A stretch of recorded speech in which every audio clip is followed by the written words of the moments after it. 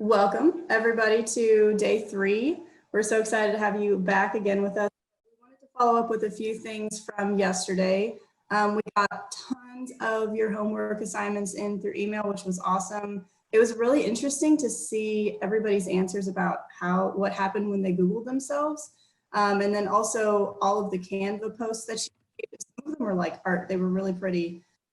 And so even if that was like your first attempt at doing it, we thought that they were all really good. One thing that we wanted to point out was, one, a lot of y'all talked about not having a presence on yourself, and that's okay, right? We want to just make sure that you know that that's okay right now, because you're still in high school, and like you said, there's lots of other folks that are a lot older than you that have like all these things going on in their lives, so you don't have to have a big presence right now, right, on the internet. And also, just remember that when you are using social media, you also don't have to have a big presence for your personal brand right now, because you are in high school and a lot of you are under 18. We just want to be sensitive to that fact, or even if you don't have social media, right?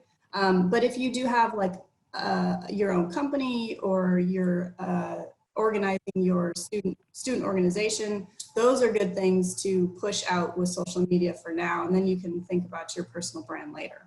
So we just wanted to say a few of those things before we got started today, but we are so excited to have Joe Heritage with us today to talk about design thinking. So we'll pass it over to you. Oh, fantastic. Thank you so much, Hannah.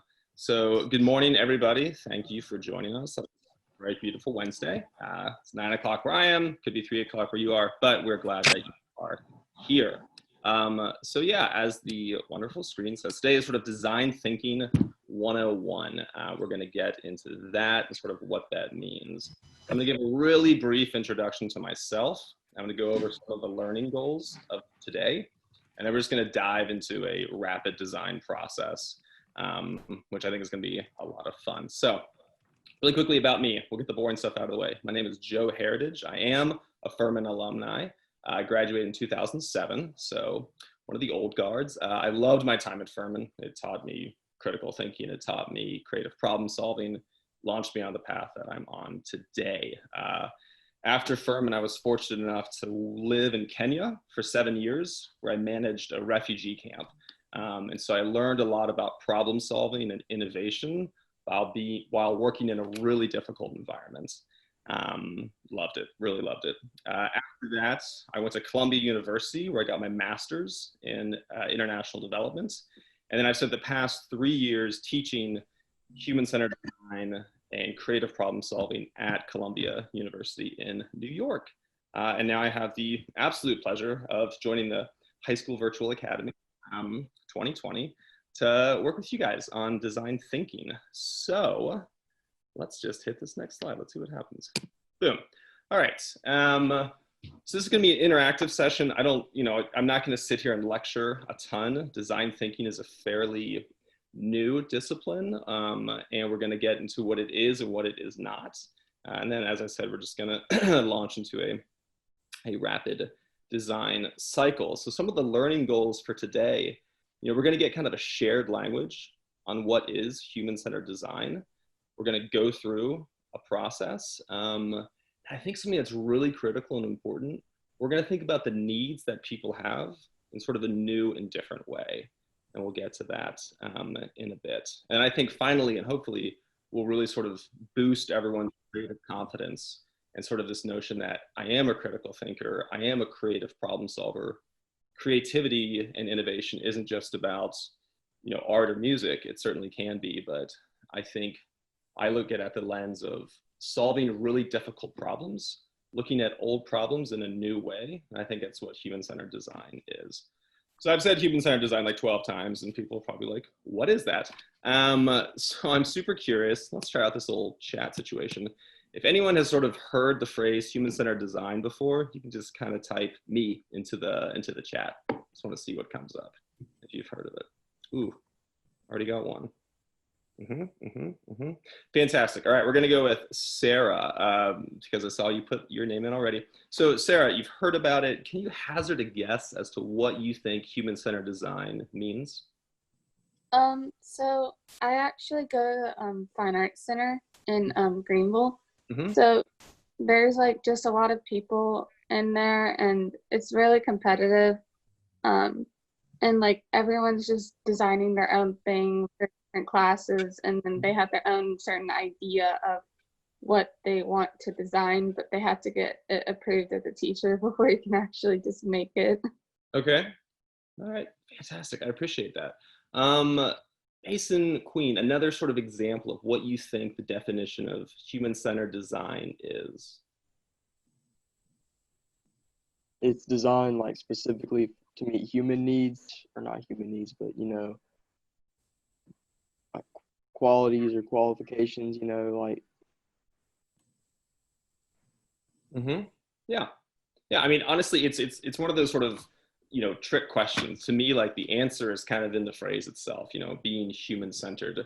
And so one thing that I like to think about is I want to be people-centric first and not product-centric first. I want to focus on people and the needs that they have, and then the product will come later. A lot of times in innovation or entrepreneurship, we develop a product and then kind of shove it at a person and say, does this meet your needs? Did you like it? And sometimes that's not the case. So for me, even when I've done this for a while now, and even my parents still struggle. They're like, what do you do? What is human-centered design? And I literally show them this slide and I'm like, designers have been around for a long time, and there's some groups like IKEA who have some really cool design. Like this chair looks beautiful. I don't want to sit in it, but I respect the design. Apple also has some really strong sort of industrial design. I don't have an Apple Watch, but finally got an iPhone, so good for me. But, I tell people that and I'm like, well, that's not really what I do. I like to think of myself as a process designer, which means that I get in the middle of really difficult, sticky challenges. And so the best way I can sort of describe that is this wonderful squiggly slide. This is what I think of when I think of what human-centered design is like and what it's like to be an innovative problem solver. So I'll give a quick example of some of the work that I've done. So I was fortunate enough to work in Tunisia last year with the Prime Minister, and he was trying to create a way to protect Tunisian youth from being radicalized and taken to Syria to fight with ISIS. That's a massive challenge. Who even knows where to begin with that? And so I think about, how do I make a situation where youth are inspired to stay in Tunisia, and not get forced into into being a child soldier? That is this squiggle. It is messy, it is complex, it's confusing. There's no syllabus for that. There's a syllabus for algebra, geometry, finite math, all these things, but there's no real syllabus for how to solve a unique problem. But there are methods. And so today we're going to go through some of the methods when you're dealing with a really complex and challenging topic, and how to kind of tease it apart. So I want to ask a question to the group, like a lot of questions. What is something about the nature of this line or the squiggle that sort of stands out to you? Maybe specifically the trajectory that it's taking. And if someone has an idea, they can type me into the chat. Danny, I like it. Already going for it. Let's hear it. What do you think, Danny? Okay, sorry, I was unmuting myself. I think that it's really interesting because the squiggle is more concentrated on one side and then it kind of thins out on the other. But there's also kind of like a little lapse in that concentration because well, for me, the left side, it's really, really like more pronounced, but then it kind of gets smaller and then gets pronounced again, and then it thins out. Yeah, I like that. And so I'm gonna pull on or call on Sani Thomas, that it moves forward, never backwards. I'm gonna challenge that. Do you think that's true, that this thing never moves backwards? Sani? I think, even though I think it honestly can't move backwards in a way, because since there's already like a huge like problem, and so it's already starting to entangle, but there's also another obstacle in the way. But that's the only way that you can move forward, is if you have tiny obstacles. So if you go backwards, like regression isn't really to me, it's not really a thing, because there's always going to be obstacles in the way to keep moving you forward. I love that. That's a beautiful answer. And so what I heard was There's always obstacles in the way. You kind of have to move forward. Relentless forward progress, regression isn't an option. But one thing that I find interesting about this line is, yeah, like it moves forward, but there will be sort of a slight ellipse back. And that's usually because I have a great idea and I'm going to present it to somebody, but then all of a sudden, maybe it doesn't fit their needs. And so I go backwards a little bit and I'm like, gosh, like I thought this was perfect. I thought this was going to work. But those little backward squiggles, that is feedback. And that positive feedback allows you to iterate and to shift and to pivot your solution so that's more tailored to a larger population, sort of get to that fine line. So, you know, it's a little, you know, it's again, it's not all problems are like this, but I think this is a good way to kind of describe what it feels to go through a human-centered design process. So let's get into a little more. Boom, boom, boom. Great. So when I think about design, I think about solving complex problems. I think about sort of this Venn diagram of three things. And so if I'm creating an intervention or a solution, these are the three things that I think about. So I want something to be viable and I want something to be feasible, but ultimately I want it to be desirable. So I'm going to use an example that I just made up. Imagine that I'm trying to make a better face mask, right? We live in a COVID-19 world, so let's be topical. You know, and I'm trying to think, you know, what if there was a way to make a face mask that could sort of show emotions, or maybe it was translucent so people could see other people smiling. You know, I would just, you know, I don't have a strong idea, but I'd be super curious, you know, what would people want or need over a new face mask? And so if I'm thinking about developing this, there's three things, you know, and so if that face mask was to be viable, what does that mean? What does viability mean when it comes to an intervention or a solution? And if you know, just say, or you can just put something in the chat. What does it mean to be viable?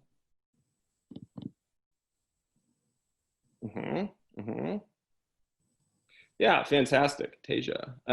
Able to make a profit and be used for a long time. Yeah, that's true. So like, you know, is it financially viable? And so, you know, profit's interesting. We can get into the differences between profit and revenue and how something is sustained. But yeah, like if we're creating something, is there enough money to sustain this over time? If it costs us $10,000 to make one mask and we have a population of 7 billion people, that's not going to be a sustainable thing. Accessible, secure, I love these. Or we'll do the same thing. Like if I'm making a face mask, it needs to be feasible. What exactly would that mean in this situation? You just type it in. Okay, possible, I like that. That's strong. From Daniel.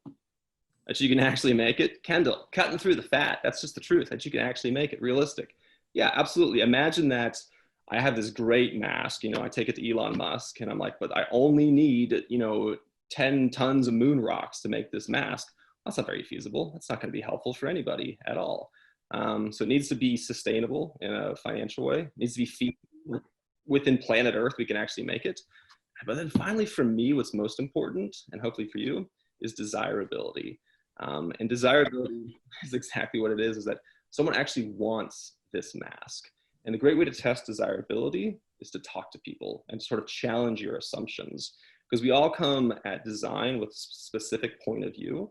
We have our lives, we have our challenges, we have our struggles, our successes, and they shape the way we view specific interventions. And that insight is important, but sometimes designers, what they'll do is they'll design for themselves and not the people group that they're working to serve. And that's a really delicate balance that people have to work through. So I just sort of want to keep that Venn diagram in mind. And again, you know, business school will teach you a lot about viability and feasibility, but life will teach you a lot about desirability and what people actually want, as is human-centered design. So I'm going to hop into, I'm going to do this really quickly. So, you know, I said there wasn't really a curriculum for design. That's kind of true, kind of not. There is a method, and there's a method that I like to use. And it's a 4-step method. If you're familiar with design, some people use 5 steps, some people use 6. Some people use this sort of double diamond that flares and focuses. It's all the same. It doesn't really matter. And so for these purposes, this is how I think about design. And this is a process. And it's cyclical, it's iterative, and it builds on each other. And so the first step is really exploration. So let's use that mask example again. If I'm trying to figure out the problem, the best way to figure that out is to actually go and talk to people, lots of different people, different demographics that I think are interested in this intervention that I have. And so that could maybe be doctors or nurses or patients or loved ones or people working in shops, whatever. Like, I just really want to explore this, and I'll get a lot of rich information through in-person interviewing, which is what I love the most about this process, is like actually getting out to someone and talking to them and getting feedback from them. Second step in the process is really reframing. And we're going to talk about this here in a second in a little more detail. But when we talk about reframing, I like to think about the needs that people have. And again, sometimes people think that needs are simply met by physical products, but I like to think of reframing, you know, as this is the world as it is, and I'm gonna reframe it as to the world as it should be. And I'm gonna do this by understanding people's motivations. I'm gonna understand the reason behind why they make the decisions that they do. It's a little behavioral psychology, it's a little behavioral economics, but it's understanding why people do or do not do certain things, and trying to get people to act in their own self-interest, even when that's antithetical to them. So reframing, I've got a great example of how to do that in a second. So explore and reframe are kind of a two-step process. They can be a little complicated because it's ambiguous. You're in the middle of that messy squiggle. Then it gets a little more easy, a little more fun with generate and prototype. And generate, as the little the leaf bud can show you, you're literally just coming up with lots of potential ideas, lots of potential solutions to this problem. And then finally, prototyping. And prototyping is basically, you know, you had these ideas, you've made something. Now you're putting it into the hands of your user. I mean, I've prototyped a coffee shop, I've prototyped an interview, I've prototyped an evacuation. It can be a piece of paper, it can be cardboard, it can be a physical object that's 3D printed. But I think everything can be prototyped and everything can be tested. And you get a lot of rich information from that. And I'm almost done talking. That's the best part about this. We're about to start working together, so you don't have to hear me drone on. But that's kind of the method with human-centered design. And here's some of sort of the ways we like to do this. And, you know, first one is to be human-centered. You know, we are designing solutions for people, not for robots, not for AI.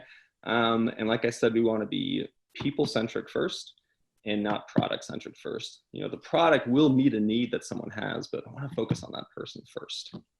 You know, and this gets us to a really important point with design, which is empathy. And the idea of having empathy with our user. And I realize I've said user a couple times, and when I say user, I literally just mean someone who is using my product or my intervention.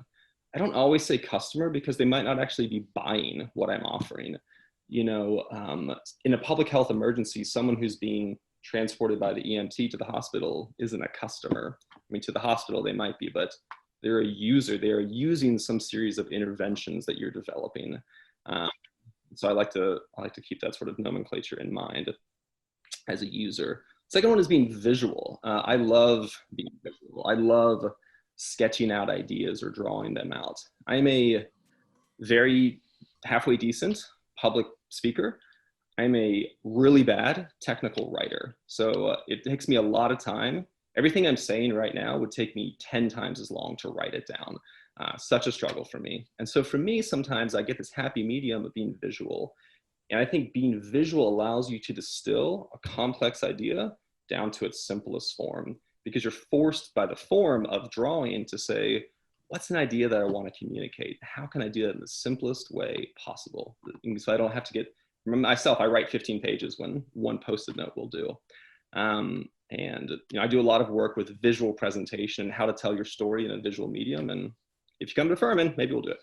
And then the third piece is sort of to be collaborative. You know, we need each other, we depend on each other.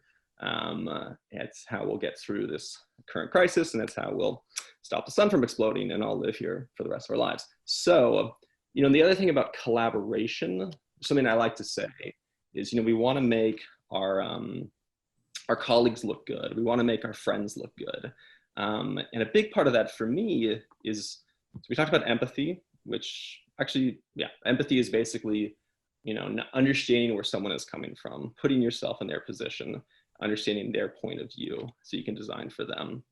But what's also important for me is humility and realizing that, you might come up with a great intervention, but it's important to stay humble in that process and not think that you're, too great. And, there's this great quote that says, it's amazing what you can get done when you don't care who gets the credit.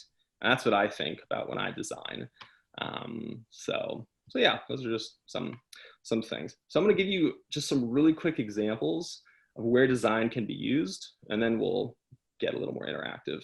So just for myself, I said I've worked in Tunisia on youth de-radicalization. I've worked in Ohio on changing policy in public housing around lead paint. I've worked in Kyrgyzstan on kids' access to the digital economy. I've worked in Brazil on integrating technology into schools. I think the things that I'm most proud of is I've worked in Kenya with farmers who have really small plots of land and trying to find ways to maximize their harvest so they can get as much money possible so they can rise out of the poverty trap, if you will. So I say all those things, and you could have memorized all of them or forgotten of all of them. But the point is that those were multiple disciplines: law, education, farming, economy, de-radicalization.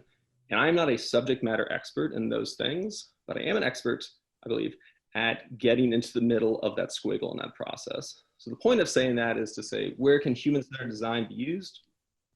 It can be used anywhere. My particular sort of bent is towards social issues. That's something that I focus on a lot, which we can talk about later. So, oh gosh, I'm exhausted. All right, so enough about me, thankfully.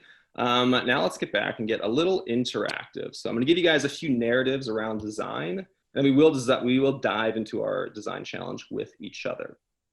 And so we were talking about empathy. We're talking about putting our user first, being people-centric and not product-centric. So I'm going to take a cup of coffee from my Lord of the Rings mug because I'm very dry. Fantastic. All right. So this story, it's a true story. It comes from the Pacific Northwest in the States. It's about 100 years old, this story. And essentially what happened at this time, a group of people, they were living there, and the Army Corps of Engineers was passing through. And sort of back in the day, the Army Corps of Engineers was solely responsible for a lot of infrastructure, roads, bridges, dams. Now a lot of that is privatized, but back then it was the military. They came across this group, and I saw this woman, and what she was doing was she has this rock in her hands, and she's smashing these acorns on this rock. And by smashing these acorns, it would turn into this powder, which she would turn into a paste, and would be turned into food for the group. And so, these designers were looking at this and saying, you know what she needs?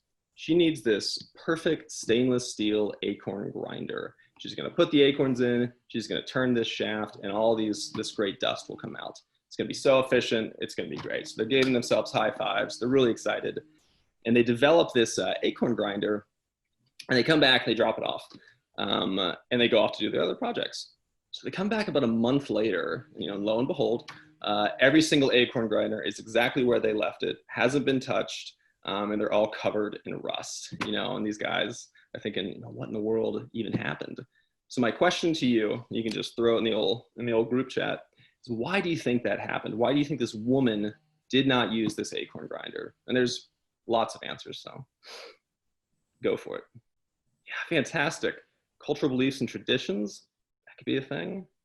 Yep, following the tradition. Maybe there's something deeply symbolic about this rock.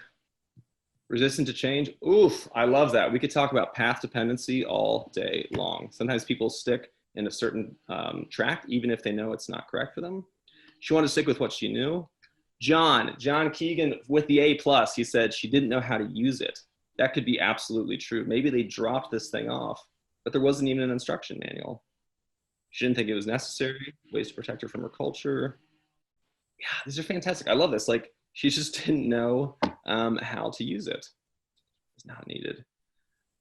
Habits, tradition, culture. She was scared. Yeah, fantastic. These are all really great. Now, what I'm not showing you is if we pulled this picture back, there's about 8 other women who are sitting around her. and they're all sort of smashing these acorns together. And so for this woman, she didn't value efficiency because this was the time she got to hang out with her friends and get away from the nagging kids and all sorts of other things. This was 30 minutes in the day when she and her friends got to hang out together and talk. So they weren't valuing efficiency, they were valuing time together. And so when you speed that up, you know, that doesn't help anybody at all. What's also super interesting about this is that the stone that she's using, she's sitting on limestone, and the way she would smash the acorns into the limestone created a specific taste. And so the other acorn grinder missed that completely. And so, you know, again, it's sort of an example of saying, you know, like, obviously that was one point of view that people had was efficiency, but if you had talked to her, you might have learned something different. So I do want to say, you know, she is smashing these acorns with this rock. And so that wasn't a problem for her. But maybe there was something else that could have been fixed. Just sort of look at this picture. You know, again, you wouldn't design without asking, but you could come in with questions. Like imagine you were at the office and you saw this and you're like, how could we improve this system? What are some other things that you would maybe want to ask about, or where else could this system be improved? You can just kind of type it in. Okay, comfort. Yeah, I love that. Maybe her back is hurting. I don't know. Oof, sun. Yeah, it looks hot. It looks really hot. So maybe a nice covering in the shade, a chair or a table, cover from the sun. Yeah, the weather. What if it's super rainy? She can't do that outside. I don't know. Doesn't seem to have any water. Yeah, maybe it's hot. I don't know. Maybe she like, that'd be fantastic. Maybe she says my acorns are fine, but I need a water well. So that could be something interesting. Yeah, one thing, give her gloves. Yeah, her bowl. I love that one. You know, what happens if a kid runs by or a dog or something and all this acorn powder that she has just sort of goes into the wind. So maybe some good old fashioned Tupperware.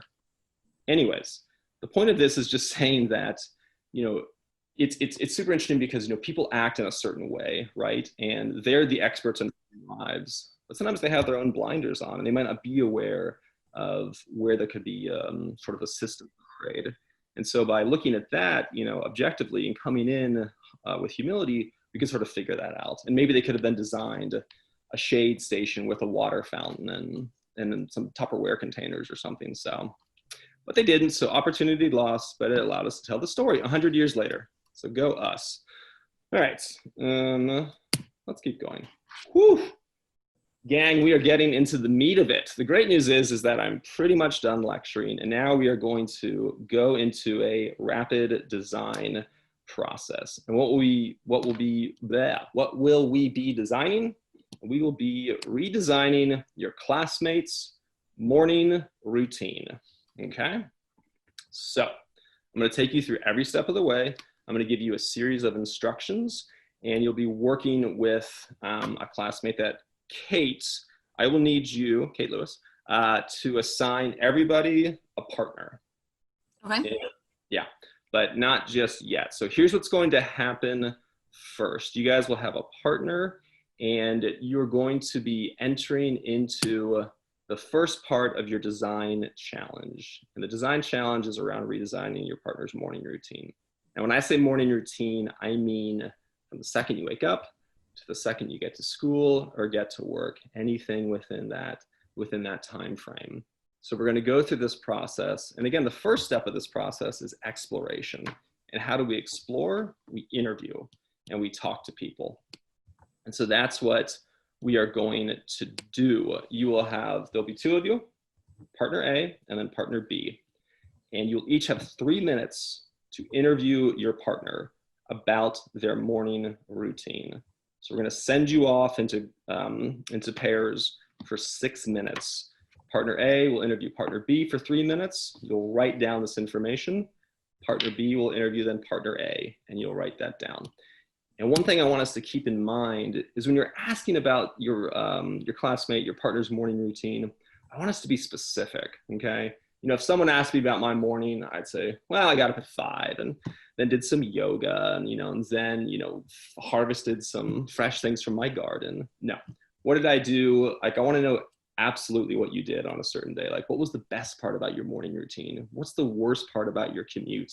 We want really strong emotions. We don't want an idealized version. So like, tell me a story. Like, tell me about a time, you had the worst breakfast ever, or what's the best breakfast you've ever had, or what is it like to lay out your clothes? Is that good? Is that bad? Again, we're using this prompt around morning routine because we're all experts in our own morning, and it's going to allow us to go through the process of interviewing, reframing, and designing with a kind of low stakes challenge. So I think this will go well. We'll see how this works digitally, but what's going to happen again, Kate's going to put you guys into pairs. You will have 6 minutes. Partner A will interview partner B. Tell me about your morning routine. Write it down. After 3 minutes, partner B will interview partner A. We'll give you guys a warning. And so after that 6 minutes, you're going to come back into the main group, and there'll be a further set of instructions. So if it feels fast, that's by design. We're going to throw you into this. But yeah, Kate, are we ready to? Yes, hold on 1 second. I'm just making sure everyone has a partner. Okay, all right. 1 second. Anyone have a question? I haven't stopped. I'm not even breathing, just talking so fast. Anyone have anything they want to ask in the group chat? Alrighty, so we are going to have one group of 3, but everyone else, you will now be going to your rooms. Bye.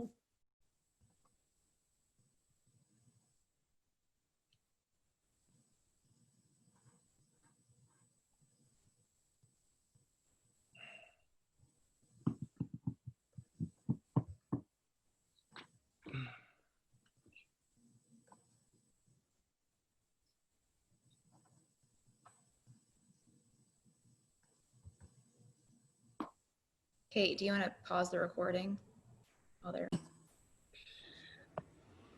All right, people are back. Great, let's go. Okay, so fantastic. Hope that went well. Just sort of this basic idea of interviewing people. If that felt like that wasn't enough, don't worry. We're about to do a second round of interviewing. What's going to happen this time is same thing. Partner A will interview partner B. I'm only going to give you guys 4 minutes in total this time, 2 and 2. We kind of have to zip. But I want you to go back and look at the information you received from your partner and find something that was really, really interesting. You kind of go back and ask why. And as designers, it's a really simple tool, but it's really effective to kind of ask why 4 or 5 times. Because again, that gets you down a bit to the root of the motivation and the emotion behind why someone has pancakes, or why it's so hard or why they hit the snooze button 18 times. So Kate's going to put you back in your rooms.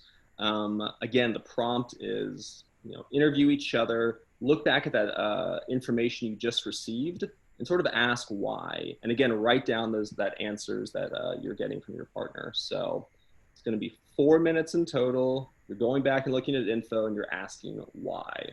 4 minutes, begin. Okay, go.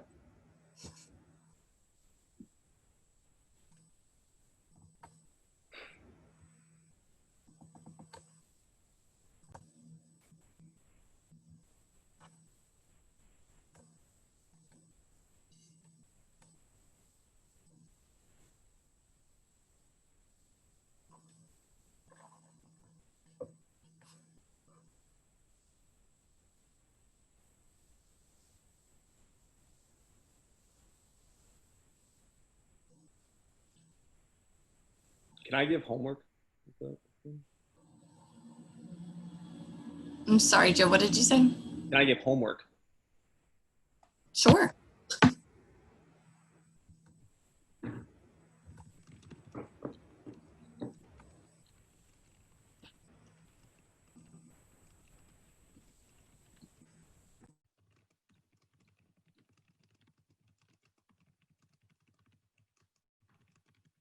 All right, everyone is back. Great. Welcome back. Thank you guys for going through those amazingly rapid interview moments. So we had a first round, and then we did a second round around asking why. Hopefully you got some good nuggets that you're excited to dive into a little more. So we're moving on, and we're going to do the next step, which is sort of reframing what we think the problem is. And so a way that I like to think about reframing needs that people have is via this picture. So here's the situation. We have a young girl. She's in a library. I don't know much else about her. I'm curious from the group, and you can just put it in the chat. What do you think it is that she needs? What does this child need?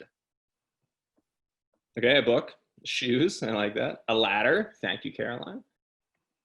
A taller chair, a ladder, a staircase, I like that. A book on the top shelf, A growth spurt, I like that, that makes me laugh. Okay, fantastic. What's interesting about that is, and I've done this 974 times, and someone always says ladder. So thank you, Caroline, I appreciate that. What's interesting about that is everything that I heard is like a physical object, a book, a ladder, a chair, shoes. That's really interesting.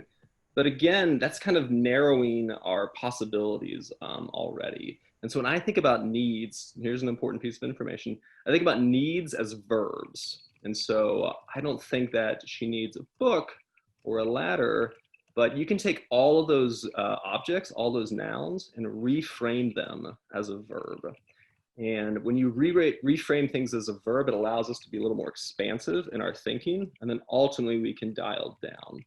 So I'm going to do this again, but instead of saying, she needs a book, reframe that as a verb and say she needs to what? So what does she need to do? She needs to blank. To get up higher. Yeah, she needs to learn. Thank you. She needs to reach. She needs to get a ladder. Clever. She needs to grow. She needs to not get foot splinters. That could be it. She needs to get the book. She needs to satisfy her curiosity. Valentina, fantastic. So what I like about this is, a lot of people said she needs to reach, she needs to learn. There's a lot of ways that you can do that. Let's think about learn for a second. She could learn from this book. She could go on a scavenger hunt around town and look at artifacts. She could talk to someone in a nursing home who has information. She could, God forbid, go to Wikipedia and get it. But there's lots of different ways that you can actually learn. And so when we're trying to think about what she needs, if we think about that her learning in a wide spectrum, it allows us to present her those options, and then ultimately she will choose. So it's not about the ladder per se, but it's about what she needs and how that is a little deeper and maybe around a verb. So we're going to do really quickly solo exercise. You don't need to break out. You can just stay there. So in about 30 seconds, think about the things you heard from your partner and reframe those as verbs. What does someone need to do? Maybe they need to feel satisfied. They need to feel comfortable in the morning. They need to feel confident in themselves to begin the day. But all those things you heard from your partner, just sort of jot down really quickly. Maybe what are some of the needs that they had? Just do this for yourself, sort of individually on a piece of paper. And we'll move on to the next thing. So yeah.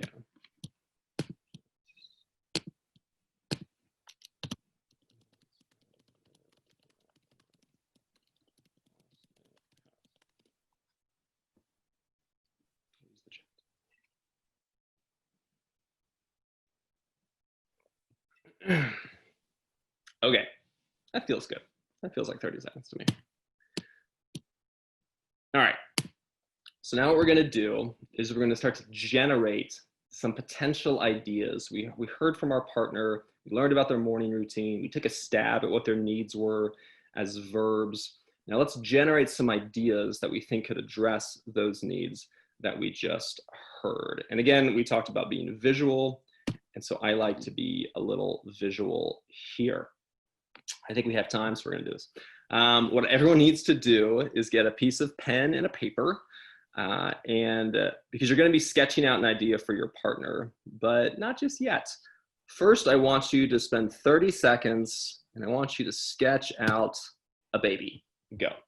Just sketch a baby. I'll do it too. It'll be fun.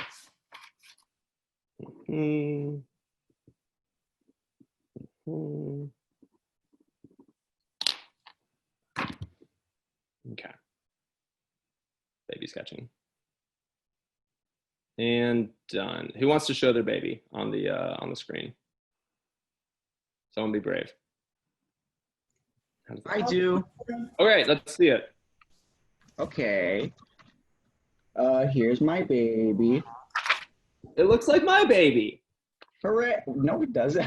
Very similar. Okay, fantastic. I love that. Who else wants to show their baby? I'll show my baby. Please. It's this one right there. Nice, the curly Q. There's always that curly Q. I've never seen a baby like that, but we all have that. Okay, fantastic. The case has been illustrated. Baby. We kind of all drew that the same. I'm going to give us one more prompt, and then we're going to actually design something for our partners. So this prompt's going to be a little harder. You're going to have 20 seconds to sketch out help. What does help look like to you? 20 seconds, begin.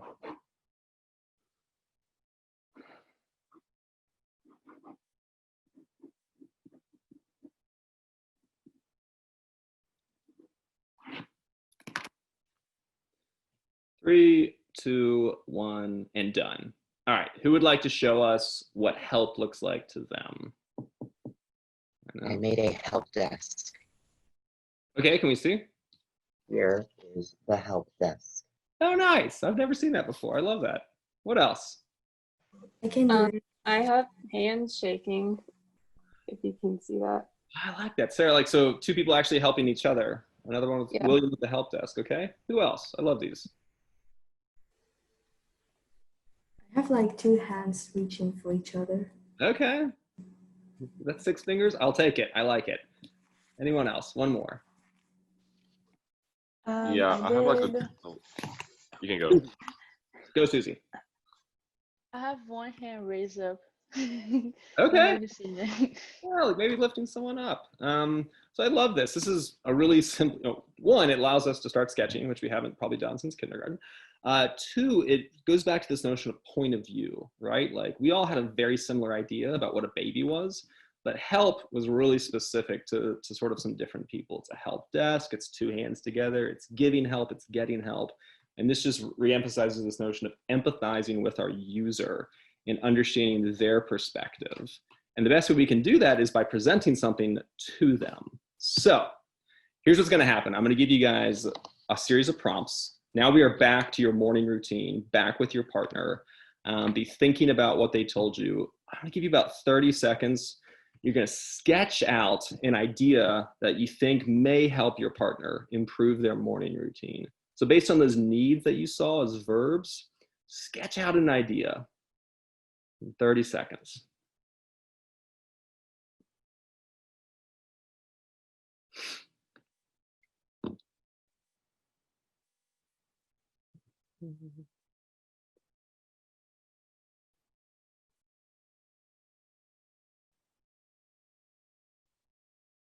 Five more seconds. And done. All right. So I'm going to give you guys another prompt now. And so sometimes when I tell people to be creative, it can be really confusing. They're like, well, what do you mean? It's really hard for me just to come up with an idea. So in design, sometimes we use something called constraints. And here's our constraint.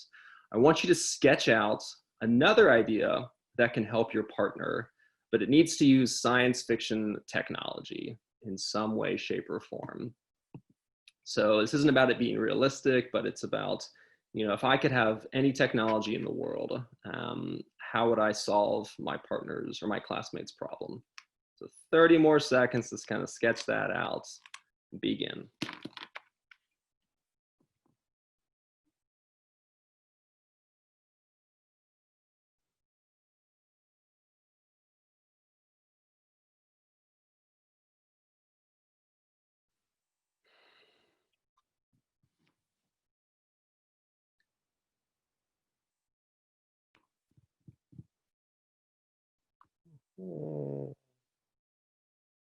Five more seconds.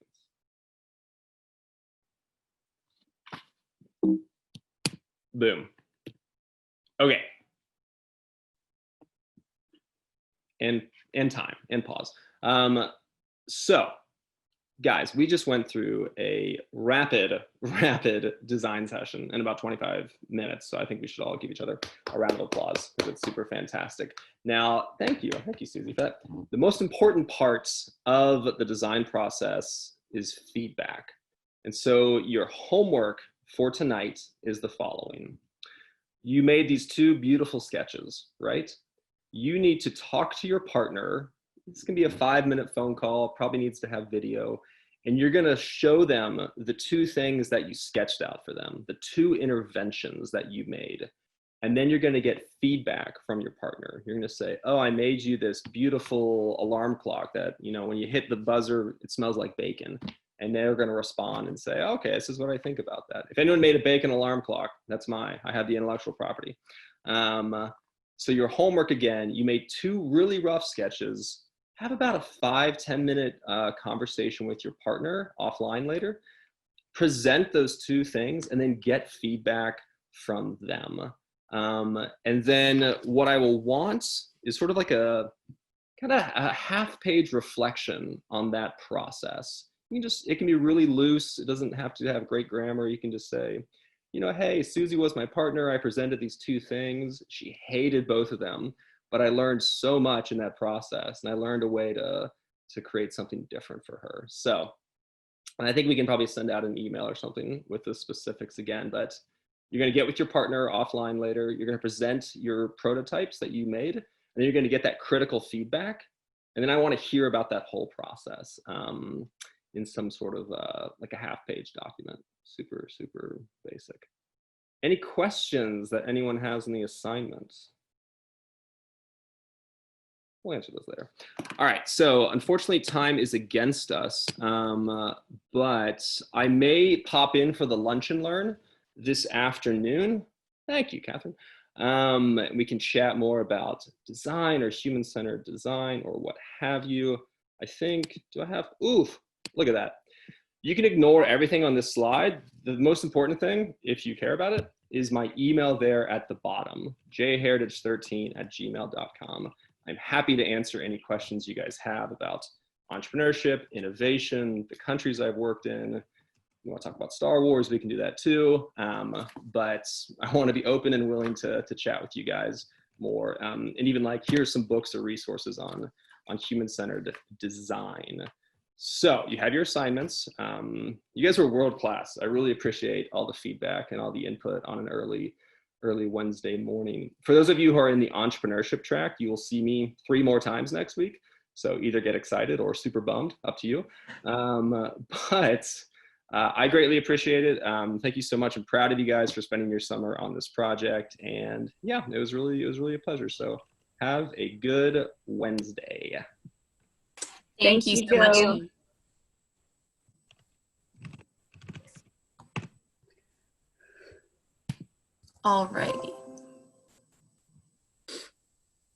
Alrighty, so you all have a very quick little break before our next session. So take about 2 or 3 minutes and then we'll be right back.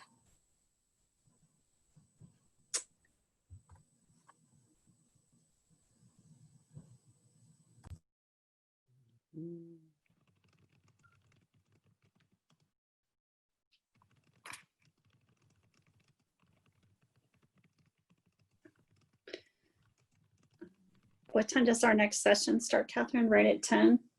Yeah. Right at 10, yes. And it looks like Jenny is Jenny here? Is here. So yay, Jenny. But everybody get up, go to the bathroom real quick, grab a drink. Do some jumping jacks. Yeah. Sorry I went long. I apologize. No problem. That was great. Okay. I wish we could have you be part of the community health session. I think that doing some human-centered design around solutions to current issues in public health and community health. We need to talk, Joe, because I think we could really do some innovative things for the students that are interested, different projects. So I'll shoot you an email offline and let's set up a time to chat if you're interested. Yeah, no, for sure. I've done some public health work around like feminine hygiene kits in Kenya. So it's just guiding people via conversation. So yeah, happy to get involved next week. Thanks. Okay, goodbye. Thank you guys. This Bye. Thanks.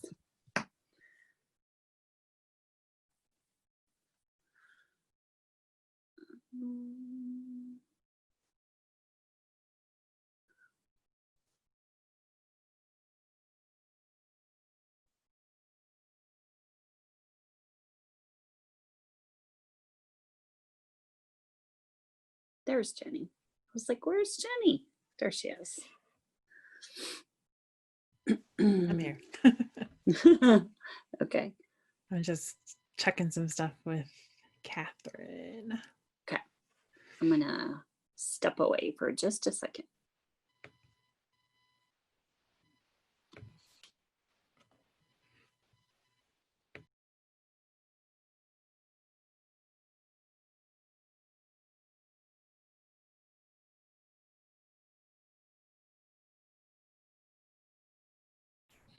Okay, let's go ahead and get started. So our next session is on literature reviews, and we have Jenny Colvin here with us from Library Science at Furman University.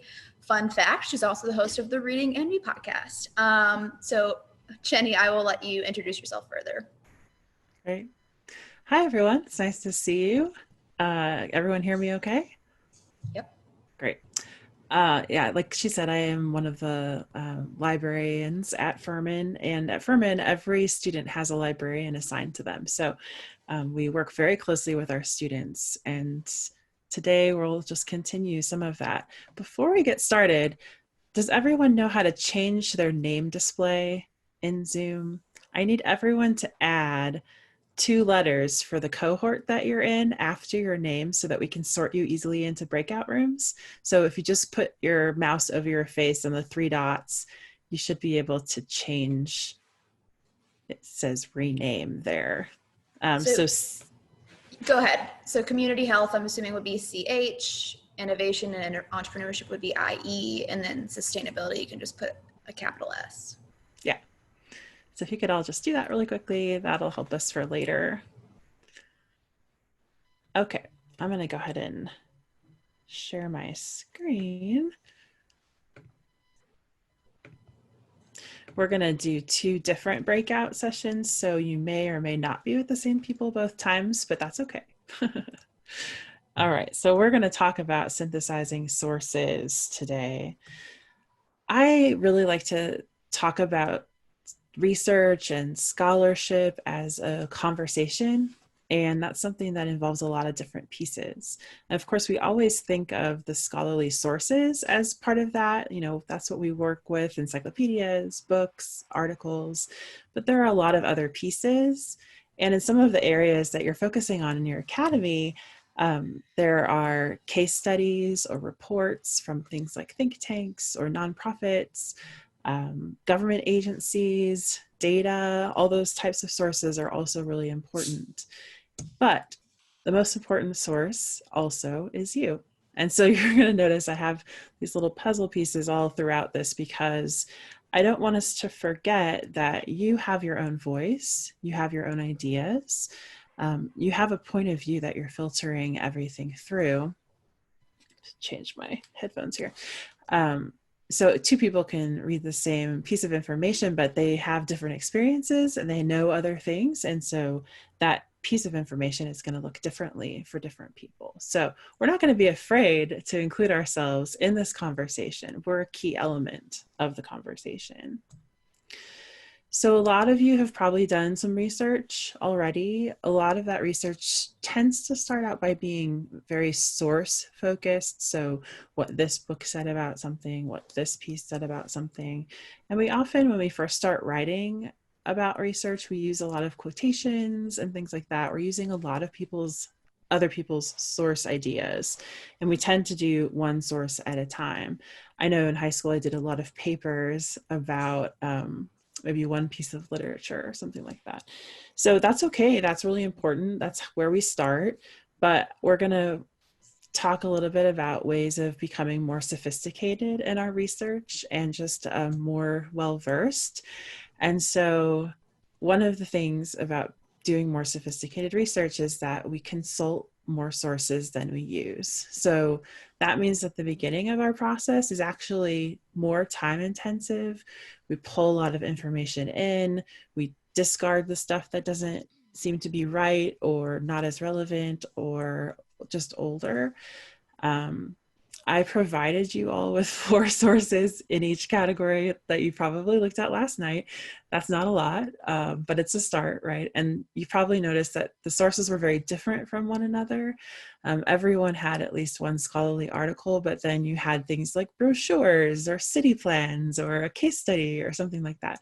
That's intentional because we get different types of information from different sources. And so it's important that we understand what to expect, and that I'm going to get different information from a data set than I am from a newspaper article.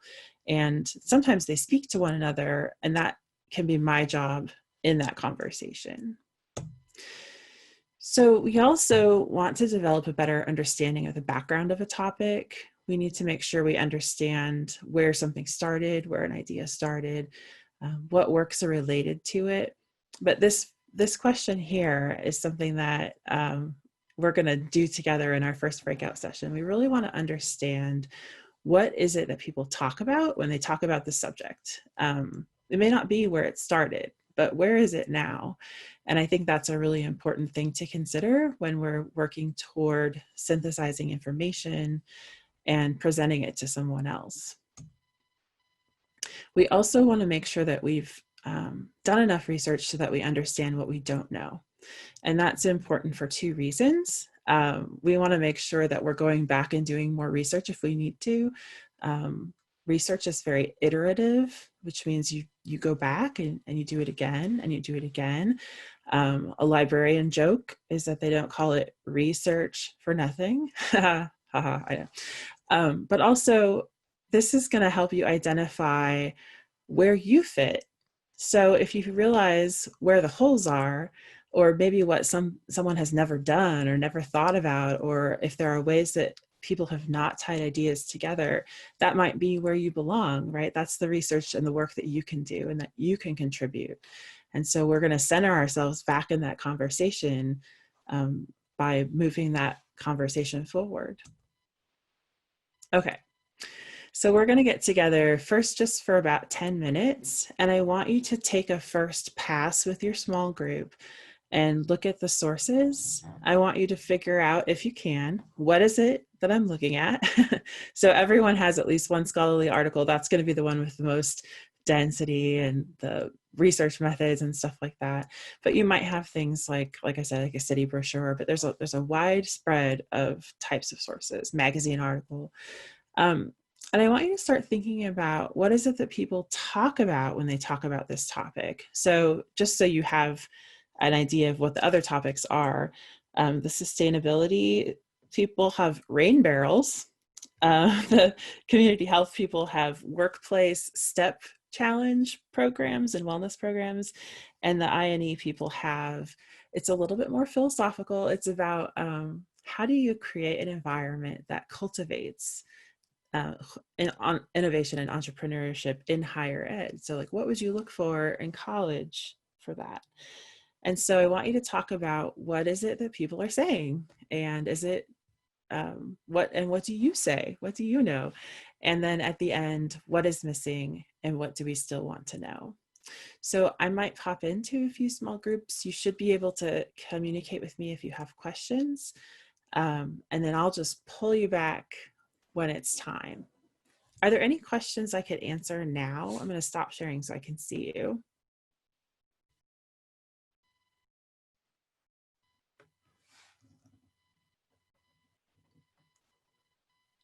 Okay, well, I think we are ready to break out.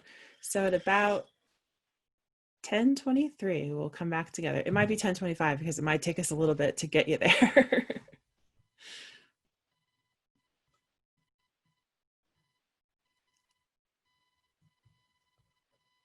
Oh, Megan, you're muted. Sorry. So I'm working on putting everyone into groups right now. If there are a few people who haven't put the initials at the end of their name yet. So if you haven't done that, please go in and put an S if you're in sustainability, a CH if you're in community health, and an IE if you're in innovation and entrepreneurship.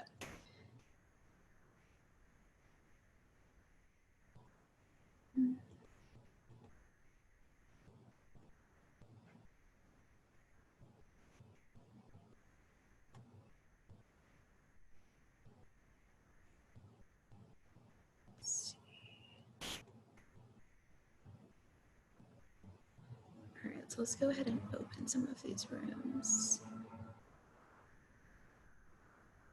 Hey, Megan. Yes. It looks like a couple people can't change their name. I just wanted to call out Haley is community health, if you want to put her in that one. Okay. Done. Also just about to message this. If you can't see the readings, I can email them to you so you can download them. So it looks like an email with community health ones, but feel free to message me. And then I believe there were a few others that didn't have, let's see. So if you're not assigned to a room, what is your, let's see, Griffin? Which one is, he's an IE?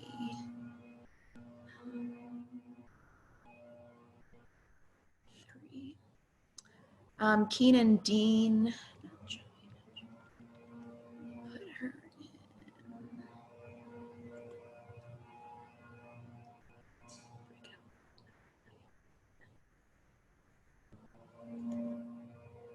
That might be Keenan's like blink. Other one, yeah. Let's see if there's another.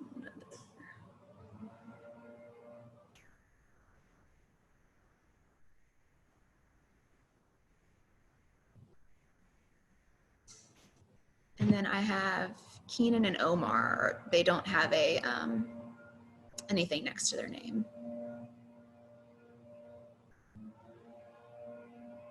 So Omar, which one are you in?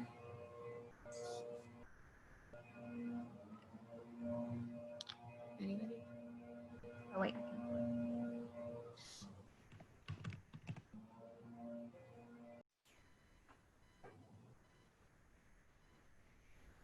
They're back. Everyone's back? Yeah. Okay. So in the chat, before we move on, I want everyone to say one thing, either that you think you know about your topic or that you still want to know. Just do it really quick in the chat.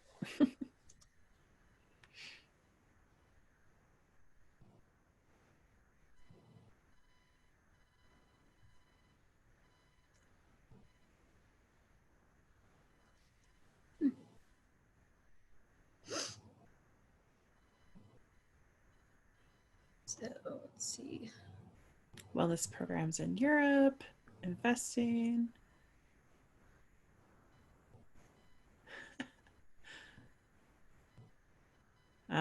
Data from Shark Tank, connection of mental health and exercise. Is competition unhealthy? These are good questions.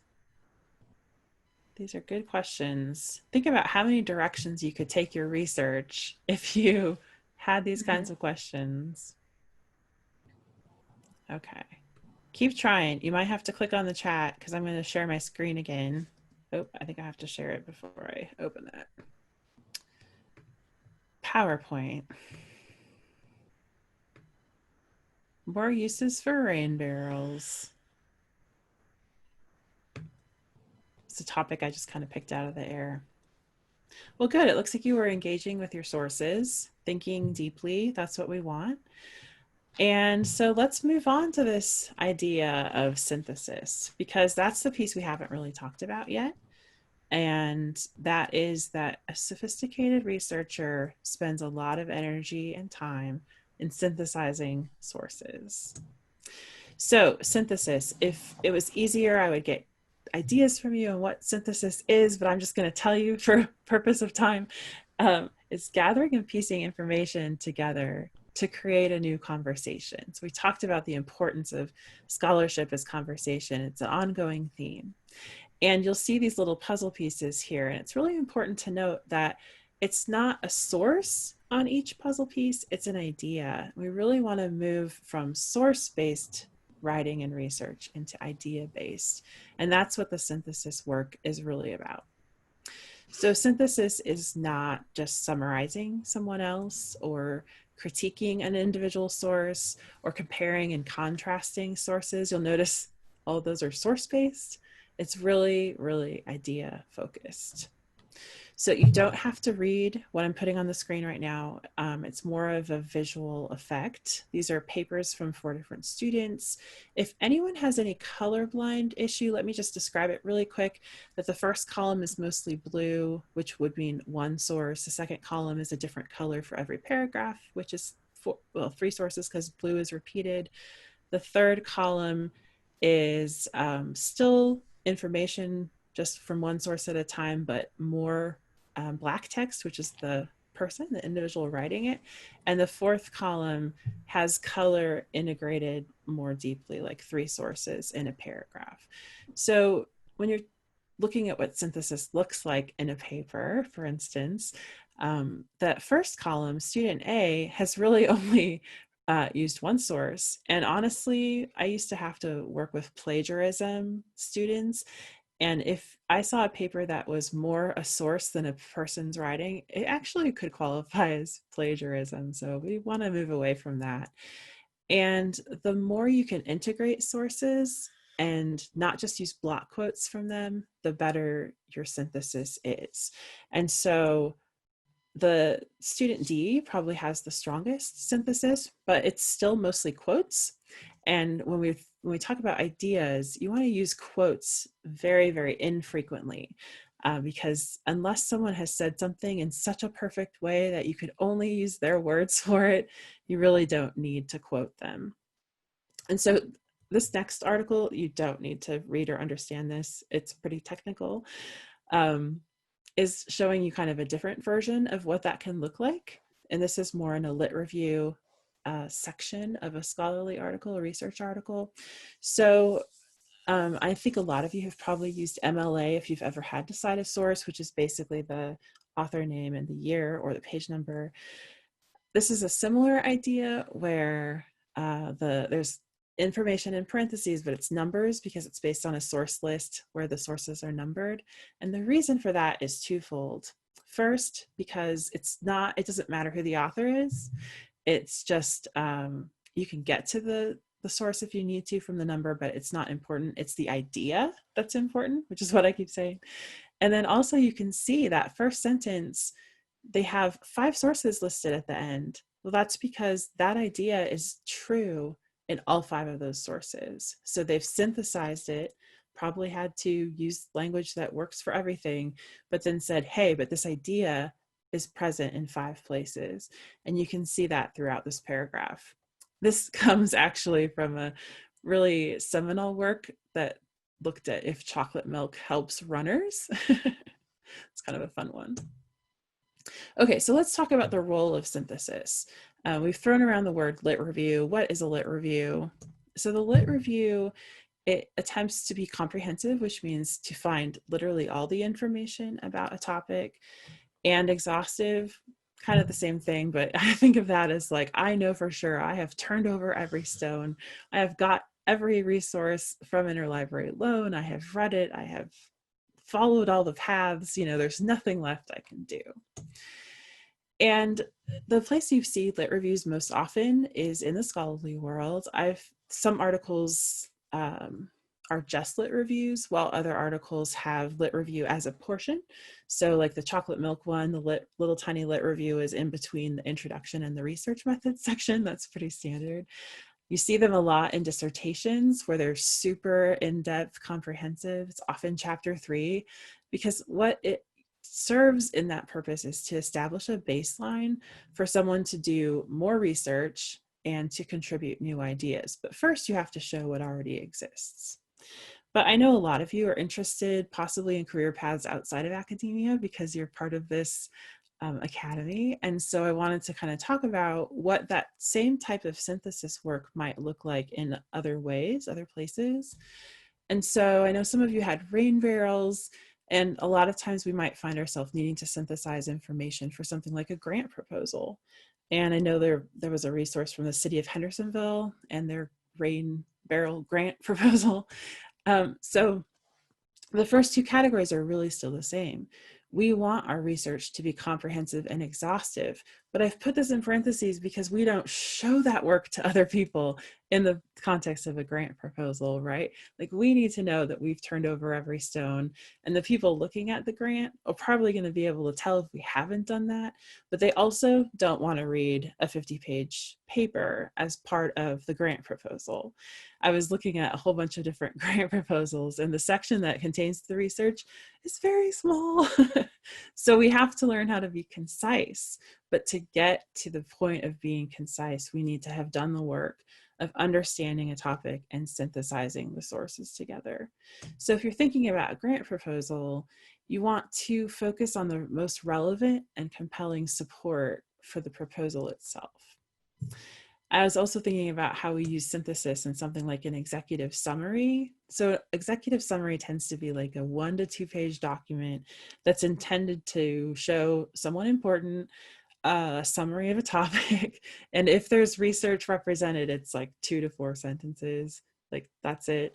But at the same time, it's the same thing again, right? Where the expectation is that you have been comprehensive and exhaustive, but you need to present it in a concise way.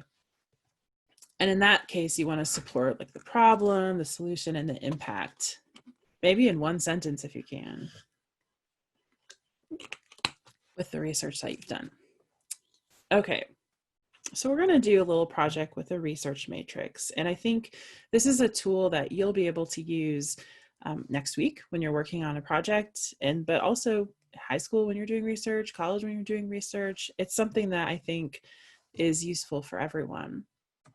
And so the idea behind the tool is it helps you look at ideas instead of just sources, but also to help start you on the work of grouping those source ideas together and to play with different ways of mixing those ideas to try to understand what ideas are shared and what ideas are not. And just like the research, this is something that probably is not going to end after 1 round, right? It's messy. It's going to help you see where the holes are, but then you have to go investigate the holes. And so this is normal. You will not probably end this hour with answers. And that's fine. That's part of the process. It really is complex. Okay, so mine's really pretty and it's pink. Yours is probably black and white. If you weren't able to print it off, you can just draw this on a piece of paper. You want to look at ideas and then examine each of those ideas in a specific source. So not every idea will be in every source. And I'm going to tell you just to like look at maybe 3 ideas, and you probably will not reach the limit of all the ideas. But since you already kind of talked about, how are people talking about this topic? What's the main idea in this article? This should be easy to start on. It's the getting them to talk to each other part that is kind of the challenge for today. So I will copy these into the chat, or I think Megan might have to do that. What are the main ideas? What did each source say about the ideas? How do they disagree? And if you end up with extra time, maybe practice a little about how would you join 2 of these sources in a sentence, not the sources, but just, sorry, I should not have said sources. How would you join 2 of these ideas in a sentence? Or how would you join the ideas from these different places for 1 idea in a sentence? Just kind of practice, like, what would that even look like? If you take the source part out of it, what is the idea that they share? And so you could practice saying sentences like that to each other, but we'll come back together at the very end. I'm very committed to keeping on time. So we can go ahead and start breaking up. I'm going to unshare my screen so I can see if there are any questions. And thank you, Megan, for doing that. No problem. Make sure everyone gets in.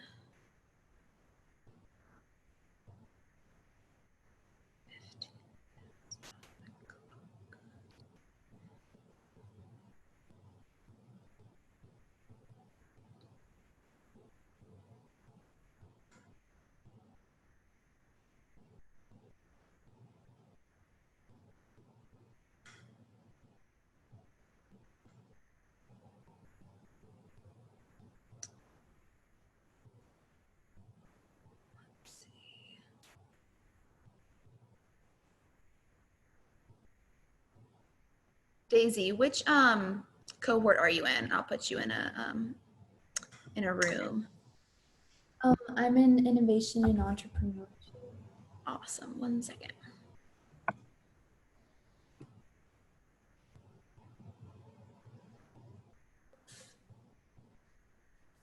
So you should have been sent to that. Yep.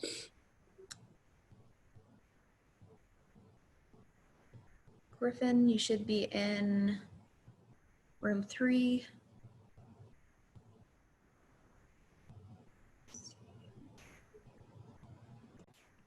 Okay, Jenny, just about everyone should be back now, so go for it.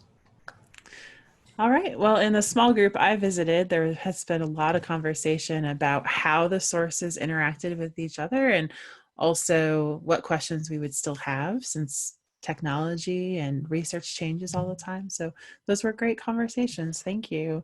And thank you for participating in that. I just had one more thing I wanted to say, and it's just, I have to do my slideshow.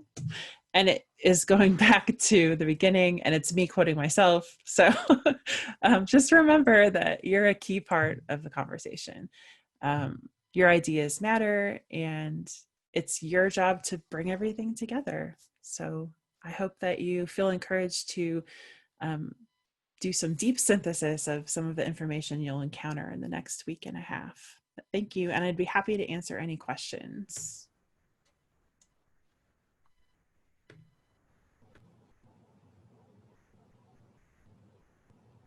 Y'all can put those in the chat. And if you don't have any questions, just want to say thank you, Jenny, for the great session on lit reviews. You guys will be able to find this PowerPoint in the email that we're going to send later on, and it should also be in Box. So if you have any questions, let us know.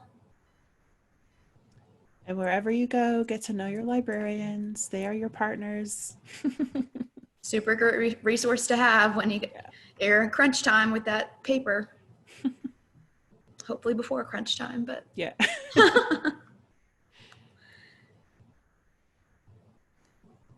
All right. Thank you so much. I'm on my way out. Thank you. Thank Bye. you. All right. So you all have, 10 minutes to go stretch out your legs, get a little snack, go to the bathroom, whatever you need to do, and be back here by 11 for our next session, which With Dr. Inabinet, correct? Yep. Alrighty.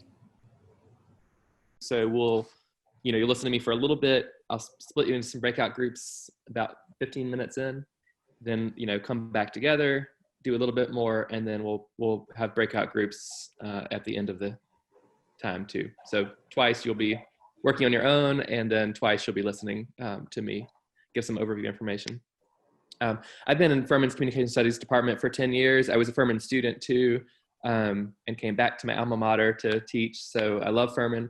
I'm happy to help and give advice outside of this context. So if you ever want to reach out to me, just use my email address. I'll put it in the chat. That you can use my expertise, use my help, advice, whatever, whenever you'd like it. Happy to help out.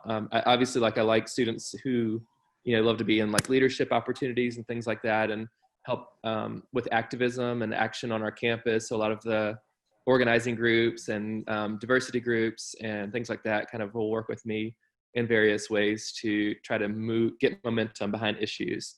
And so I like when Furman is activated to make change in different ways and talking with each other. So that's sort of my big role. I do enjoy teaching PowerPoint because, like I said before, it's really just so easy and practical in terms of the advice that you can get out of it.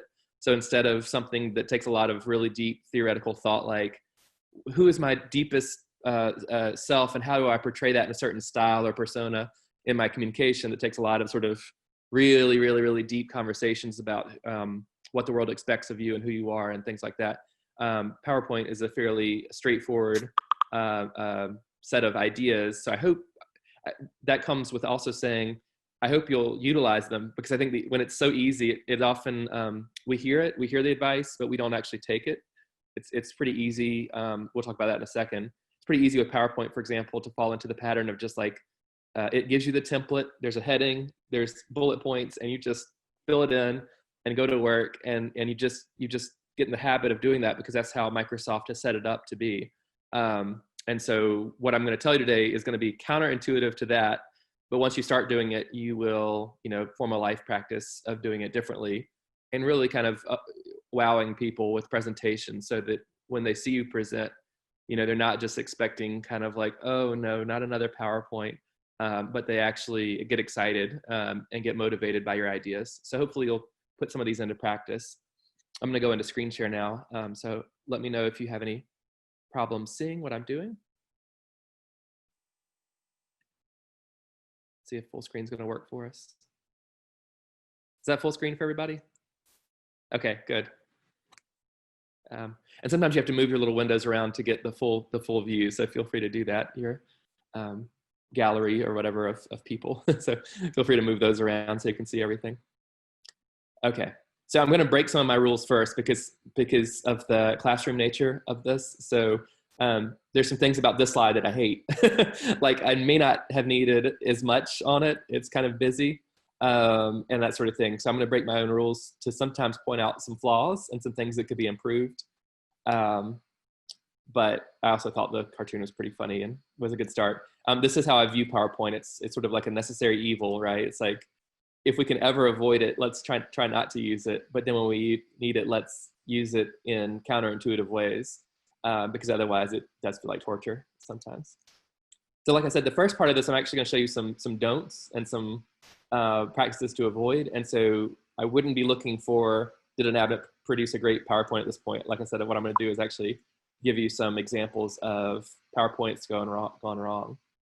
So if you go into PowerPoint, this is Furman's template. This is like, Furman provides us with this as a nice design thing. You'll see that little diamond in the bottom corner. That's our logo, the diamond F. And so they've created this nice picture. But notice some problems of what I've done here. Well, actually, let me let you participate just for a second. What it might be some things that kind of bother you about this page? I know it's hard with 60 of us to just jump in, but anybody want to go for it? Just say something that kind of irks you about what you're seeing. The little, there are no pictures. Esther?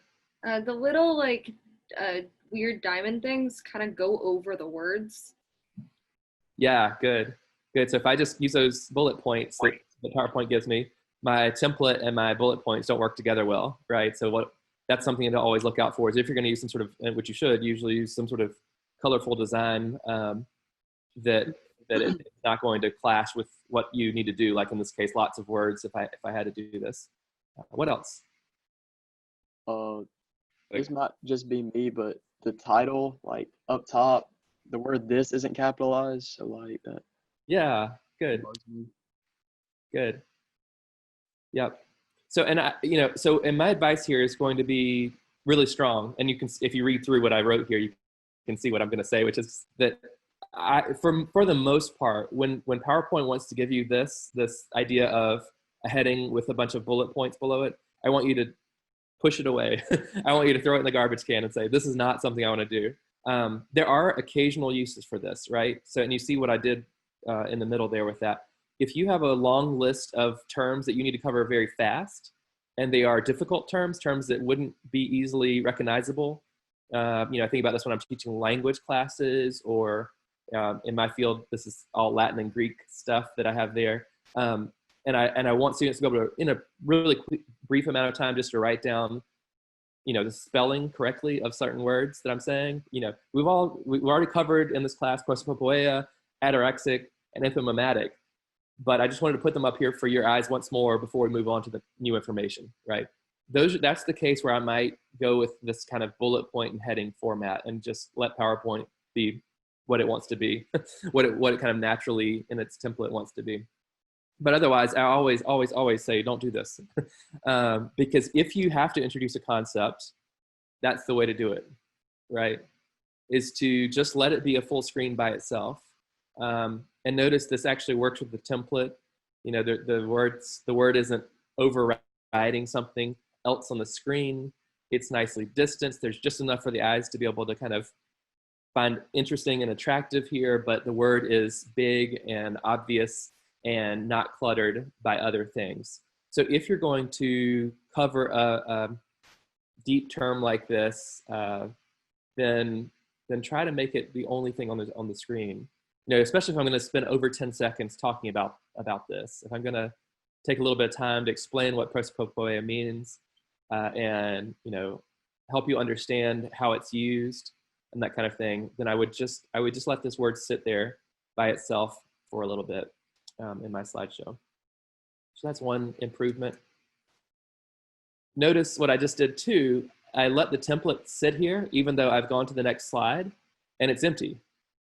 And this allows the audience not to be focused on the visual being the organizer and the next thing always. What you don't want to set up in the mind of your audience is, I can just read everything I need to know off of the screen, and I never need to listen to Dr. Navanet talk, or whoever you are at talk, because it's going to be up there. And when he gets to it, he's going to click, all this information is going to load up on the screen.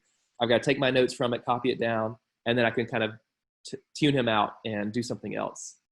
Rather, with this, where the template is blank, the screen is blank, it allows the listener to realize this is just background. This is just extra. This is just visual. And so when he has that word up there, it's something I should be copying down and something that we should be talking about. But when it's not up there, when it's just blank, it's okay. It's as background.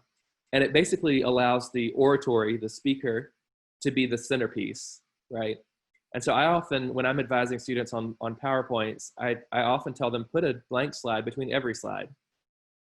Because that way, when you're done with whatever you needed up there, the visual, you have to leave it up there for a little bit, right? I can't just, do that and hope people get it. I have to leave the term up there for a bit. But once I've talked about that term for 10 seconds, maybe I had another story I wanted to tell. Well, with a nice blank screen like this, the focus comes back onto me. So be sure to do that. That's, like I said, a huge tool to make you, the speaker, become the centerpiece and not let the PowerPoint take over for you. Again, what students typically do, and so this is the bad, don't do this, is they write their speech in PowerPoint, right? They'll say, first I want to talk about this, and then I want to talk about that, and then I want to talk about this. And then because you don't spend hours and hours getting transitions right, your whole speech is there on the slides. And so then you become completely irrelevant to the thing, right? Your person, your explanations, your being there become irrelevant. The PowerPoint had all the information we needed, and you should have just sent that out to people and be like, hey, the slides are attached, they've got all the information, and we don't need to have a meeting today. And if you have any questions, contact me, which would be also another fine strategy to use to avoid the in-person. But most of the time when someone says, I want you to talk, I want you to give a lecture, I want you to present, that's what it's about, is you defending your ideas, explaining them, being in the room, helping people feel comfortable with them. And it's not about the content that you try to load up into those slides. Feel free to stop me, by the way, at any point. I'm easy, as a teacher, I'm easy to, stop, ask questions, that kind of thing. So don't feel bad about doing that. So covered that point. Blank slides, go for it. Dr. Navanet? Yeah. So can you see the chat right now? I was just curious. No, I have it minimized. So go ahead. That's totally fine. We had a question come through that says, how can we determine how much information goes onto the slide? Yeah, it's so dependent on so many things, right? So again, if I'm in a big lecture hall where not everyone has easy access to the screen, or if I'm what else? If I'm doing this in a kind of visual medium of some sort, then I think very, very little text, right? Because we just can't depend on the fact that everybody can see their screen. In a context like this, where you all have your own devices and you can get as close to the screen as you need to to see what's going on, this is no problem, right? And so I could, if I was teaching you a lot of content today, I could load up my slides with a lot of just, okay, here's 20 vocabulary terms that I think that everyone in this class needs to know. Boop, boop, boop, boop, boop. And so I can be kind of heavy with it. But in that continuum, I want you to shift way over towards the lecture style, the auditorium model, right? Because I think there are occasionally times when you have to have those texts full of, the slides full of text, but I think they're rarer than you think. They are, you know, when you become a teacher one day, you might have, let's review the information from last week, and that becomes a great moment to just put a lot of content on that slide. But most of the time when you're telling people a new idea or explaining something, you should try to avoid that. Thanks, Dr. Nabinet. There was one more, and you might touch on this later, but what is the best way to balance out the amount of pictures and words that go on a slide? Yeah, actually, that's where I'm heading right now. So let me go there. Yeah, let me go there, because so this slide introduces it. So it's not only just words, but also images. Another thing that PowerPoint often wants us to do is to have our bullet points, our title, and an image, right? And so that's sort of the basic. When they came out with this program in 1990 something, you know, the creator was like, that would be cool if we could get image and text and heading all on one slide. And that became like the default template for PowerPoint. But it's really not effective. And nobody before PowerPoint did that, right? Like nobody, you would have slides, you would have a full image that was a whole page image, whole screen image of what you wanted to show. So again, I'm gonna really fight anybody who says that we need to use that kind of model of heading, words, pictures, and say, why not just go full screen image, right? If we're gonna have full screen words, now I've got to get control back from the chat. Here we go. Hannah, I'll let you continue to run the chat for me. Just come in with some of the oral cues from me. Okay. When I have a full screen word like this, you know, to have a full screen image on a different slide, you know, would be a great idea, and just stretch it out all the way. So now we're getting to like breakout number one. I'm going to have you guys do a little activity for a second here. I'm going to have you do a Google image search. And so take a look at this slide and just take in how I want you to do this. You've probably done this before, but you've maybe not done it as accurately as you could have. So I'm just going to give you a few tips and tricks here for this. So obviously, you know, google.com, or just, you know, in your browser, just type in Google image search. But once you get to Google, click images, and then type in your search term and go, right? And what the activity for today is going to be is give us an image that shows your personal brand. So something that relates to your identity that you'd want to show to the world for this activity. So you've got the Google image search up. Second step is the tools button. You may not have ever used this before, but this is super important for PowerPoint. Click tools, and you'll have those options on the screen pop up, the options that say things like size, color, usage, type, and time. And today I'm not going to worry about the usage rights, but that is something to think about, is, do I have the rights to this image? And would I ever be caught or in trouble for using someone's image that didn't give me license to use it? So that's an important one. But again, today we're gonna forget that for today. We're gonna let you use whatever out there. But the one that's important for today is that I'd like you to find a large size image. So I want you to find something that if you stretch to full screen, it's not gonna be grainy, it's not gonna be pixelated, it's gonna be a nice, beautiful picture. And so you can see here, I've done that with Furman Lake, and I've got just a few options here at the top of my screen that are beautiful, big images that are not copyrighted, that I could use in my presentation about Furman without having to get anybody's permission. And then if I stretch it to full screen, no one's ever going to be able to see that it's really not a great photo. It's kind of fuzzy and blurry and all that. And again, in my public speaking classroom, this is a huge mistake people make, right? Is that they just Google image search the first thing they find. It's a little tiny image that's meant to just be on the corner of a website. You know, they loaded it in there because it's not going to take long to load. It's not a big, nice, beautiful photograph. And so they then stretch that out somehow, and it looks really awful in the presentation. All right, so activity time. You guys are going to go do that for me. Oops, I said 4, but 5's good too, Hannah. Leave it like you had it. So find an image using Google image search that defines your personal brand. I will say I have a lot of preferences here, and they're backed by literature. So when I say things like, I like it this way, I don't just mean I do. It means there's a better way to do it. I've been in this field a while and can tell you these sort of things. Don't use stock images. If you type in like, I want to be a doctor, it's going to be some goofy guy holding a stethoscope up in the air. Don't use that. Find something that more intimately relates to you in that profession or in that way. So, you know, think more from an artist standpoint. What would be sort of an interesting way into the idea of being a doctor? Maybe it is a really contemporary architecture of a hospital that you'd like to be working at in the future. You know, maybe it's some sort of art that was done by a cancer survivor that shows what health looks like, and the dream of getting back to good health. Use something that's beautiful, that on its own works, that's not what we call stock image, which is that some company out there, you know, for every other company out there, needed to provide something that said, this is what a doctor looks like. And it's usually wrong and inaccurate and goofy, right? It's usually like, no doctor would actually hold the stethoscope up to their own heart or whatever, right? It's not accurate, it's not real. So try to avoid that kind of thing as you Google image search. Try to find maybe something in your hometown, something that you've come across.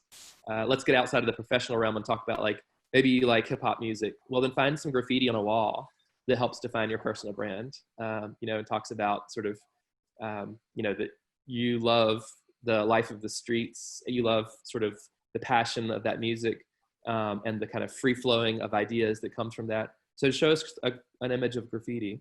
So don't try to get like a square on, like, I like Beyonce and this is Beyonce. You know, try to get something a little more descriptive and imaginary than that. Just some technical advice here in your small groups. Drag that picture from the Google image search onto your desktop. By the way, make sure you get the full-size image. You can easily just grab the little, what's called a thumbnail, the little version of the picture. You got to click into it once to get to the bigger image. Then you can drag that over onto your desktop. And then finally drag it back into the Zoom chat, and then you'll be able to share your images with each other in your Zoom chat. So then take a minute just to show other people your idea, your image that you found, and why you chose that image. Just explain, like, you know, I chose graffiti because it shows the free flow of ideas, the fact that I love hip hop music, the fact that it signifies all the things that I want to be in my life, et cetera, et cetera. So take just a minute to do that. I think Hannah's going to put you in your breakout rooms now. Yep, sounds good. You will be moved to your breakout rooms in just a second.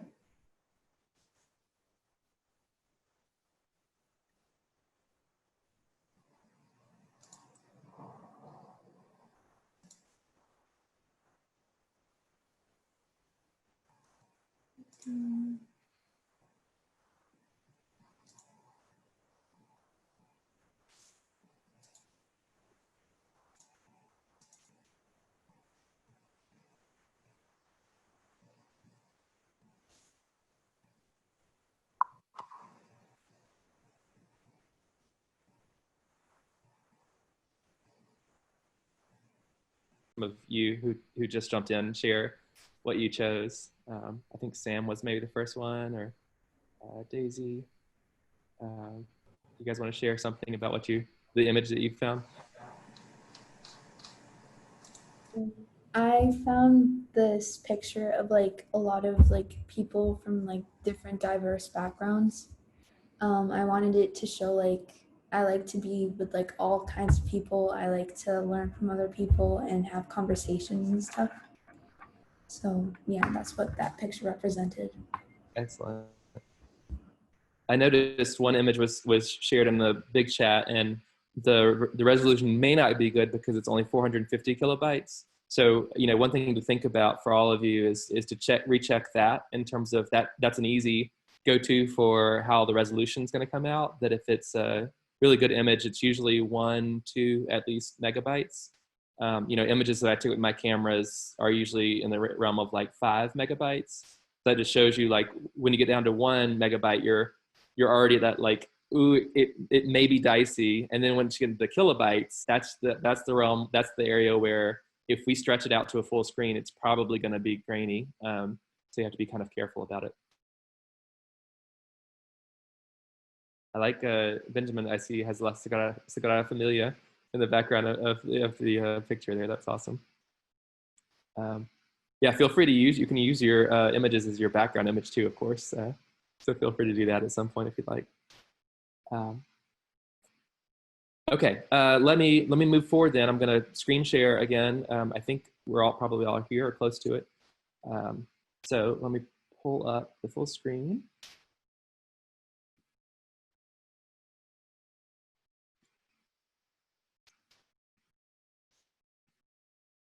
Well, technical problems is using PowerPoint in the digital age. Some of the things we have to deal with. There we go. Okay. So Hannah's going to be really familiar with this image because I use it to talk about pitches all the time, and she and I have done this, and it's Shy Center related, it's sustainability related, so she's going to be very used to these photographs. Does anyone know what this photograph is of? Is that like the sheep that are meant to eat the grass around the solar panels? It is. It is. Exactly. Exactly. It's a weird looking sheep though, isn't it? Not quite the like fluffy, beautiful one that you're used to seeing, right? The ones that people get the wool from. So this is a short-haired sheep. So they're kind of weird. And I think that's good, right? When we show these images, if I'm going to use this as a full screen image in a presentation, it's got your attention because you don't usually get this face to face with the sheep. You don't usually get like put right up to the face of something, and then also it just looks unusual. It kind of captures my attention, and so I might do something like that. So if I'm going to use my full screen image to start off, I would tell us a brief story of some sort. In this case, I often talk about the history and the goals of Furman. Furman wants to be carbon neutral by 2026. And we have a hard time with that because in the South, energy is pretty cheap. And so we don't have a lot of economic incentive to switch to solar or anything else besides just using what used to be coal and now is natural gas, the kind of mix that the power companies in our area like to use. And so that was the kind of, we were stuck in that situation. And I might, if I was giving this as a full pitch, I might kind of narrativize that more. I might put it more into a story about how when I was in my 5th year at Furman, I was called on this committee that I didn't really know what it was about, and was told that we were going to look at the carbon inventory, and I had no clue what that meant. And so I went into this committee and I started to chat with some of the others, and I found out about this really substantial problem for Furman about being able to use alternative fuels and blah, blah, blah. And so I might tell that story to get people hooked, to get people interested. And then I would talk about maybe the vision that Furman needs this. We need to be a leader in this area, and sort of share that need of the whole group to feel a part of that. And so this image could ground all of that as I'm talking about it, this sheep, and it kind of gets you interested. You're not quite clear what it's about yet. Some of you might know, and that's cool. But some of you also might just be like, why is there a sheep staring me in the face? And what does it have to do with it, what's going to happen next? One other design feature that you can see on the slide is that I created a text box rather than using the header at the very top of the page that's so standard. I created a text box and I put my words in there. I put punchy short words. I didn't write a sentence in there. I didn't say, this is where the hook goes. This is where the story goes. I'm going to talk about the vision of my PowerPoint. I just use key symbolic terms to get you in the framing of what I wanted to talk about here. And then one last little design trick that I love is that I gave it a fill. I gave that text box a filling, but I also made it opaque. So can you see a little bit of that sheep's legs through the blue? This just allows the image to continue so that it doesn't feel like it's blocked out. A lot of times in PowerPoint, again, what we do is we like throw in a bunch of images on top of each other or put the text over the image or things like that. And opacity really gives us the feeling that we're still seeing the whole beautiful full screen image of this sheep. But at the same time, I'm able to really let those words stand out. If I didn't have that box there, it would be really icky, right? You wouldn't be able to see the words very well. It wouldn't work. So I put that opaque box behind it. I fill the text box with an opaque fill, and that allows me to really see the words pop out from the image.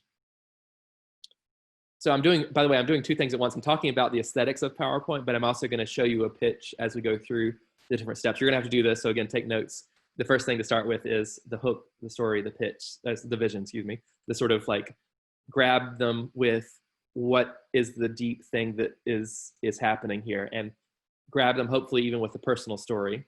about what you've experienced that relates you to this topic. Okay. So as someone said, I don't know who it was, but somebody knew the story, the plot line of what was happening.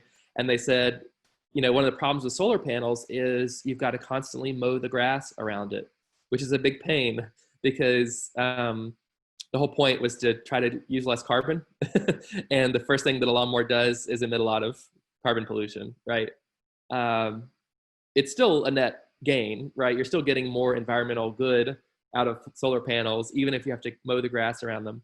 But there are sustainable ways to address it.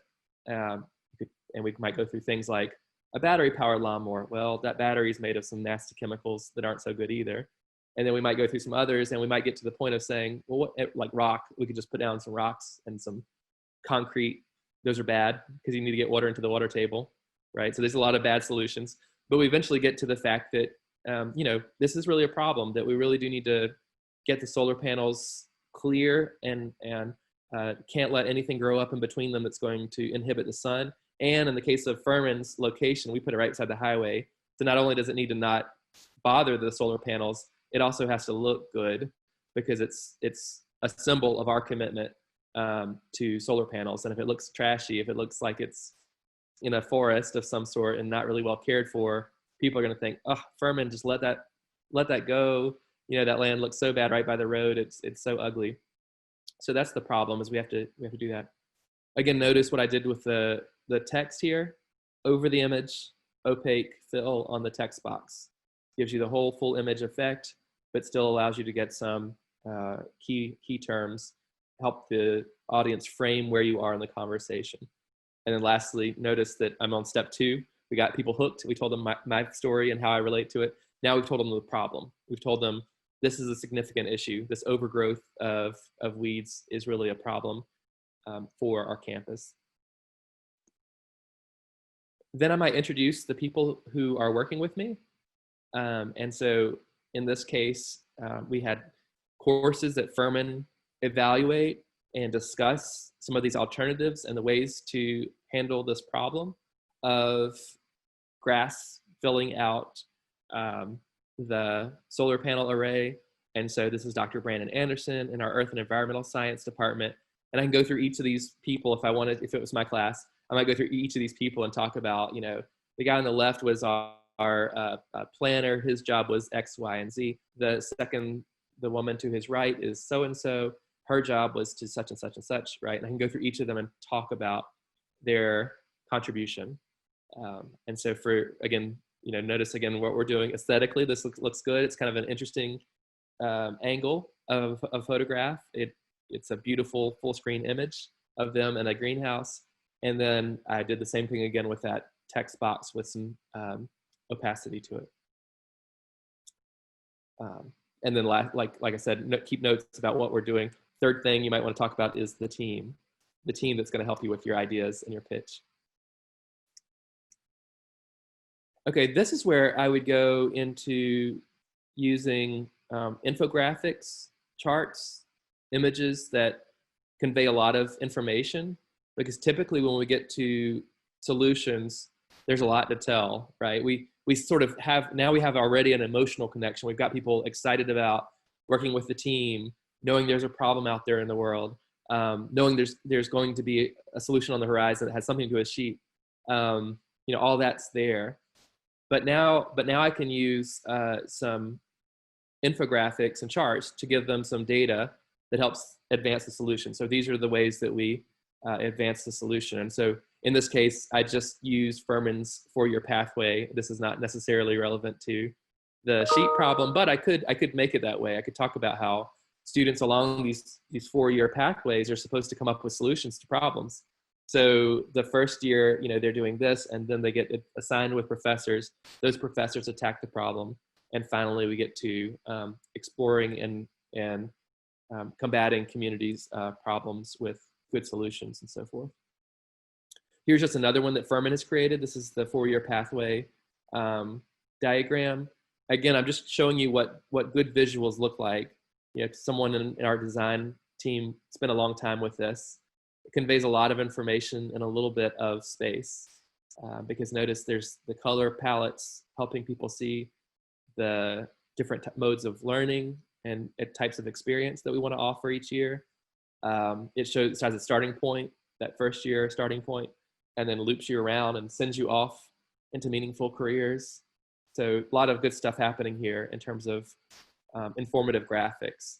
And this is also possible through Google image search. So feel free to use that Google image search, not just for those descriptive, awesome pictures that are photographs that are going to help ground your stories, but also for data that are going to back your points. That can be a great way. And of course, that's a moment where you might want to put that citation in the bottom right in small text. You might want to say source, colon, whoever that is. And you want it to be somebody good, right? You want it to be a good academic institution, if it's going to be newspaper related news item, you might want to cite a credible newspaper, and the year that especially in news, you want to cite the year that it came out. So source, New York Times, 2010 or 2015.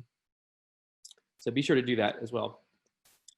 Just other examples of how this might look. This one has a lot of text, but if I'm going to spend a bit of time with it, that's okay, right? I've got a decent amount of text on the screen. It's well organized, right? So major bold point, minor, less bold point, and then a 3-part diagram of the words.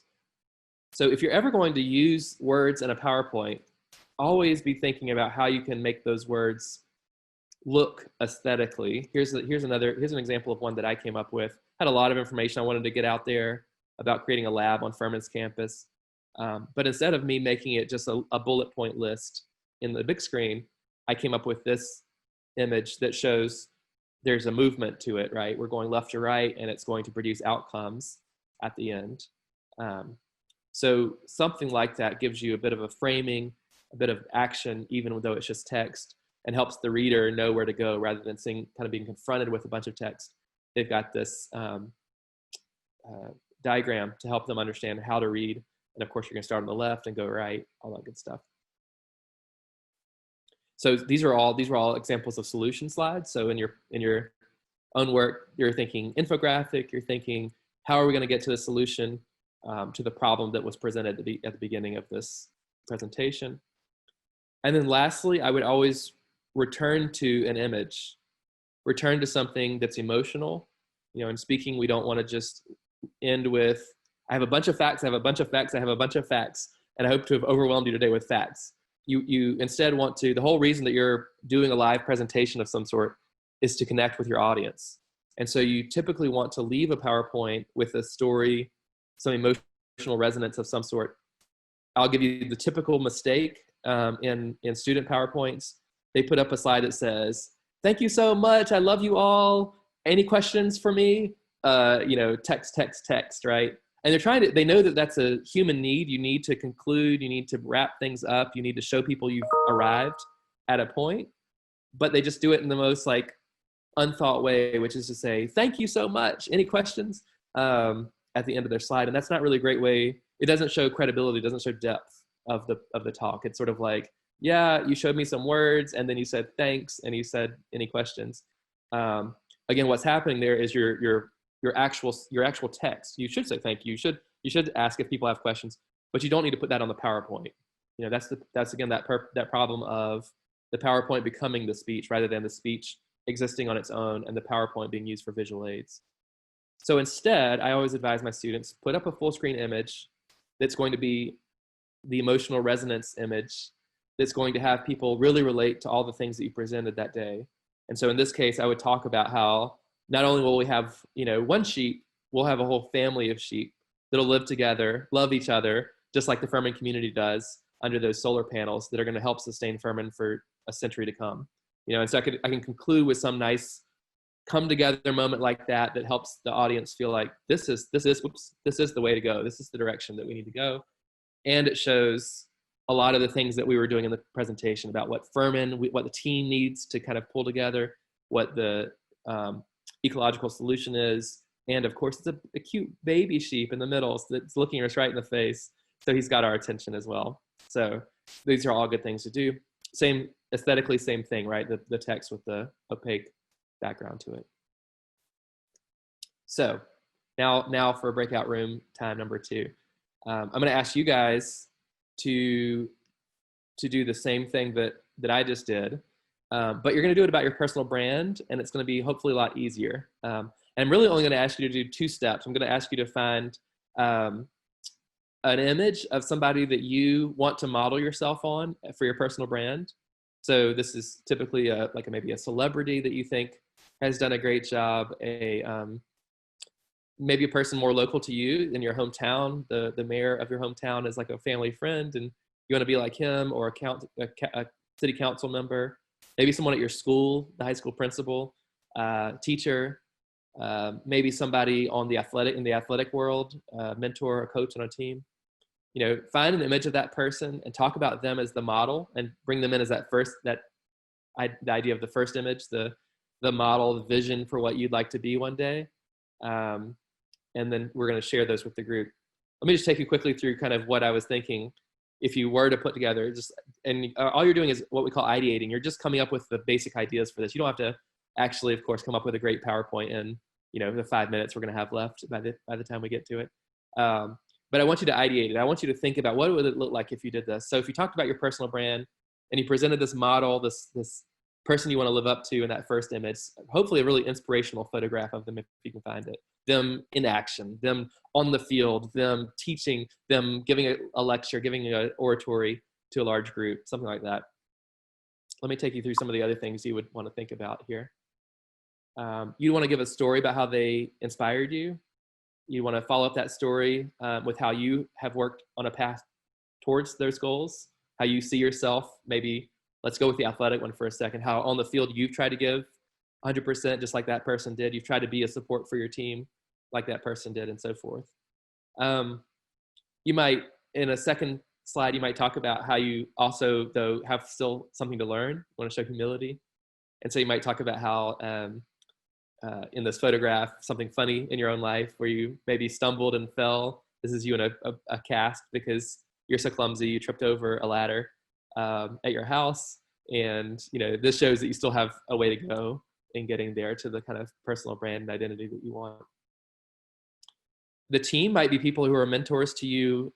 They could even be people from this program. You could talk about how Hannah and Catherine and Susan and others are your models for creating this personal brand. They've taught you something this week. It could be other presenters you've had, other presenters who've guided you on that path.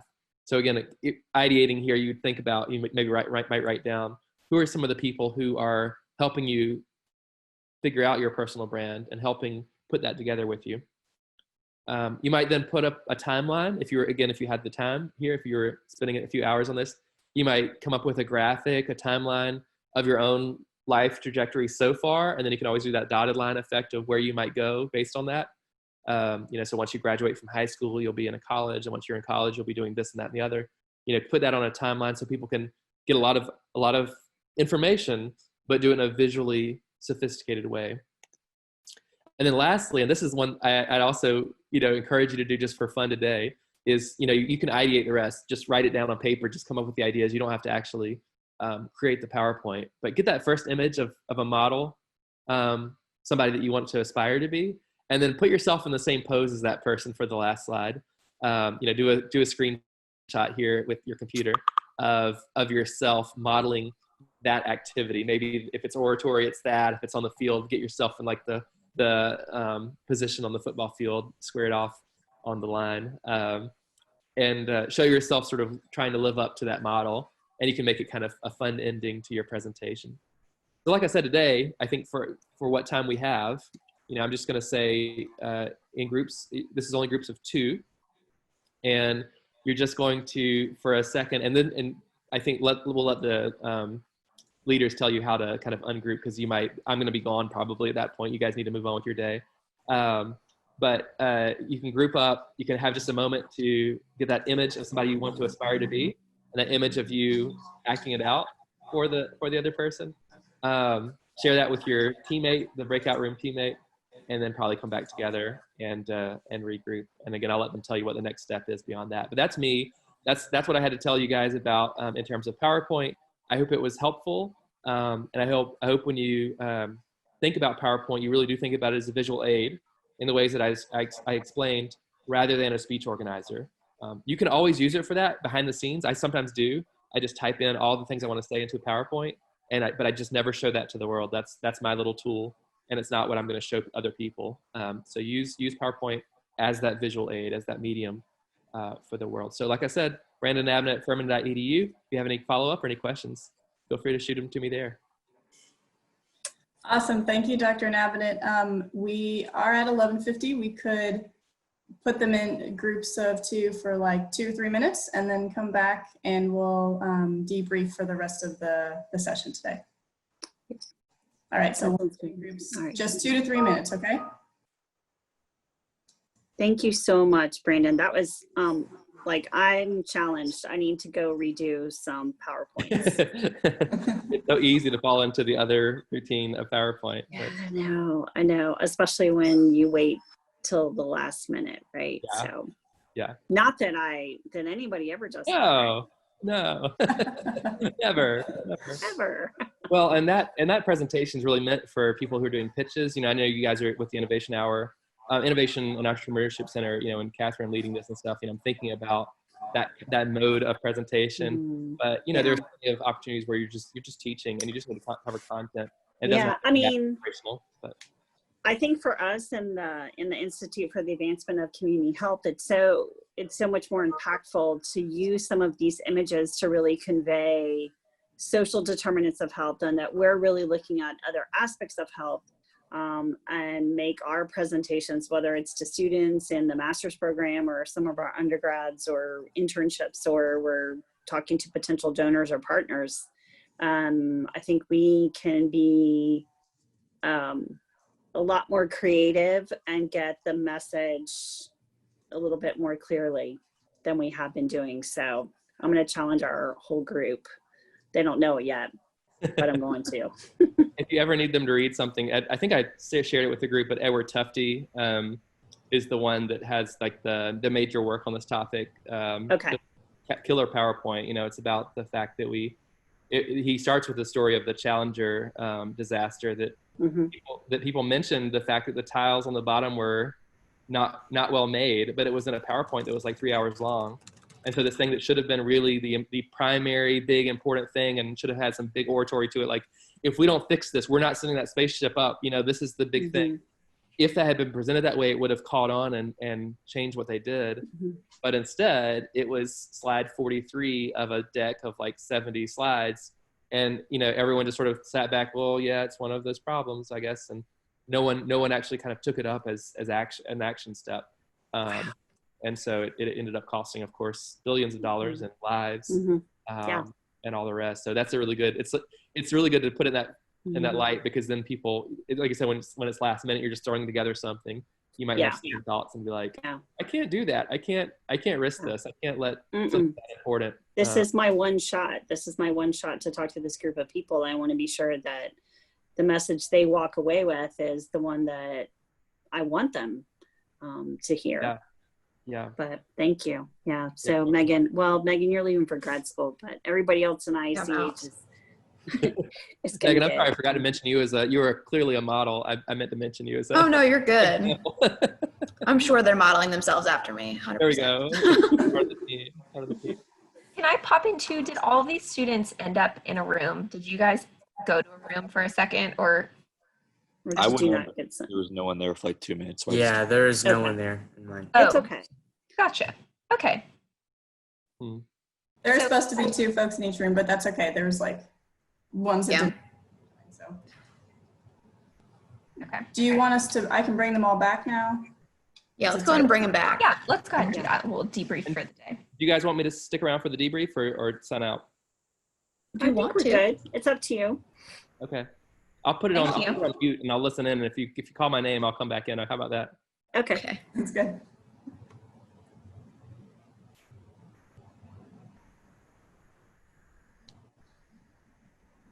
About 10 seconds.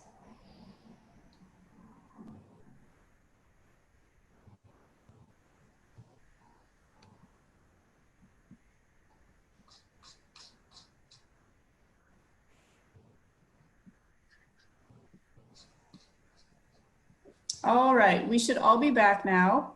I hope that you found an inspirational person that can help you think through some of your own story. And then if you'd like to share your goofy picture with us, you are more than welcome to. You can put it in the chat, or you can also put it in the email that you send along with some of the other homework things from today. But this is the last session for today, the last mandatory session. And Megan, I think, is going to drop the survey for these sessions in the chat box. So what we'd like you to do for today before everybody leaves is if you could click on that link and take the survey before you log off, that would be wonderful. If you don't have a chance to do that, you can always do it later, but we know that it's always best to do things right when they're available so that we don't forget about them. So we also, after you've taken the survey and after taking a little break, at 12:15, we're gonna come back. If you want to, it's an optional session, but Joe Heritage, the professor that helped us with design thinking this morning, is going to talk more about design thinking, and we're gonna finish up, he's gonna help you finish up thinking through some of that morning routine redesign. And so that might be fun to stick around for this afternoon, just for about a 30-minute session. Is there anything else that we needed to? One thing that I want to mention is there is a schedule change. You guys got the schedule and it showed, it currently shows Dr. Angelica Lozano teaching on, now I'm getting it switched, Catherine. She was teaching on Friday. Yeah, and she'll be teaching Thursday. She'll be teaching Thursday morning, and the Thursday morning session will be on Friday. So we just had to make a quick switch there. So. And I can answer this question as well from Sani. So assignments that are due today, we will send you another email like we did yesterday. There was a little bit of from, I just wrote it down, the morning routine where you're supposed to meet with a partner and talk about that. So that is just a little reflection of the process and then 2 rough sketches of your routine. If you didn't get to message your partner, you can go ahead and do that now as well, and make sure you have either an email address or something that you guys can connect before tomorrow.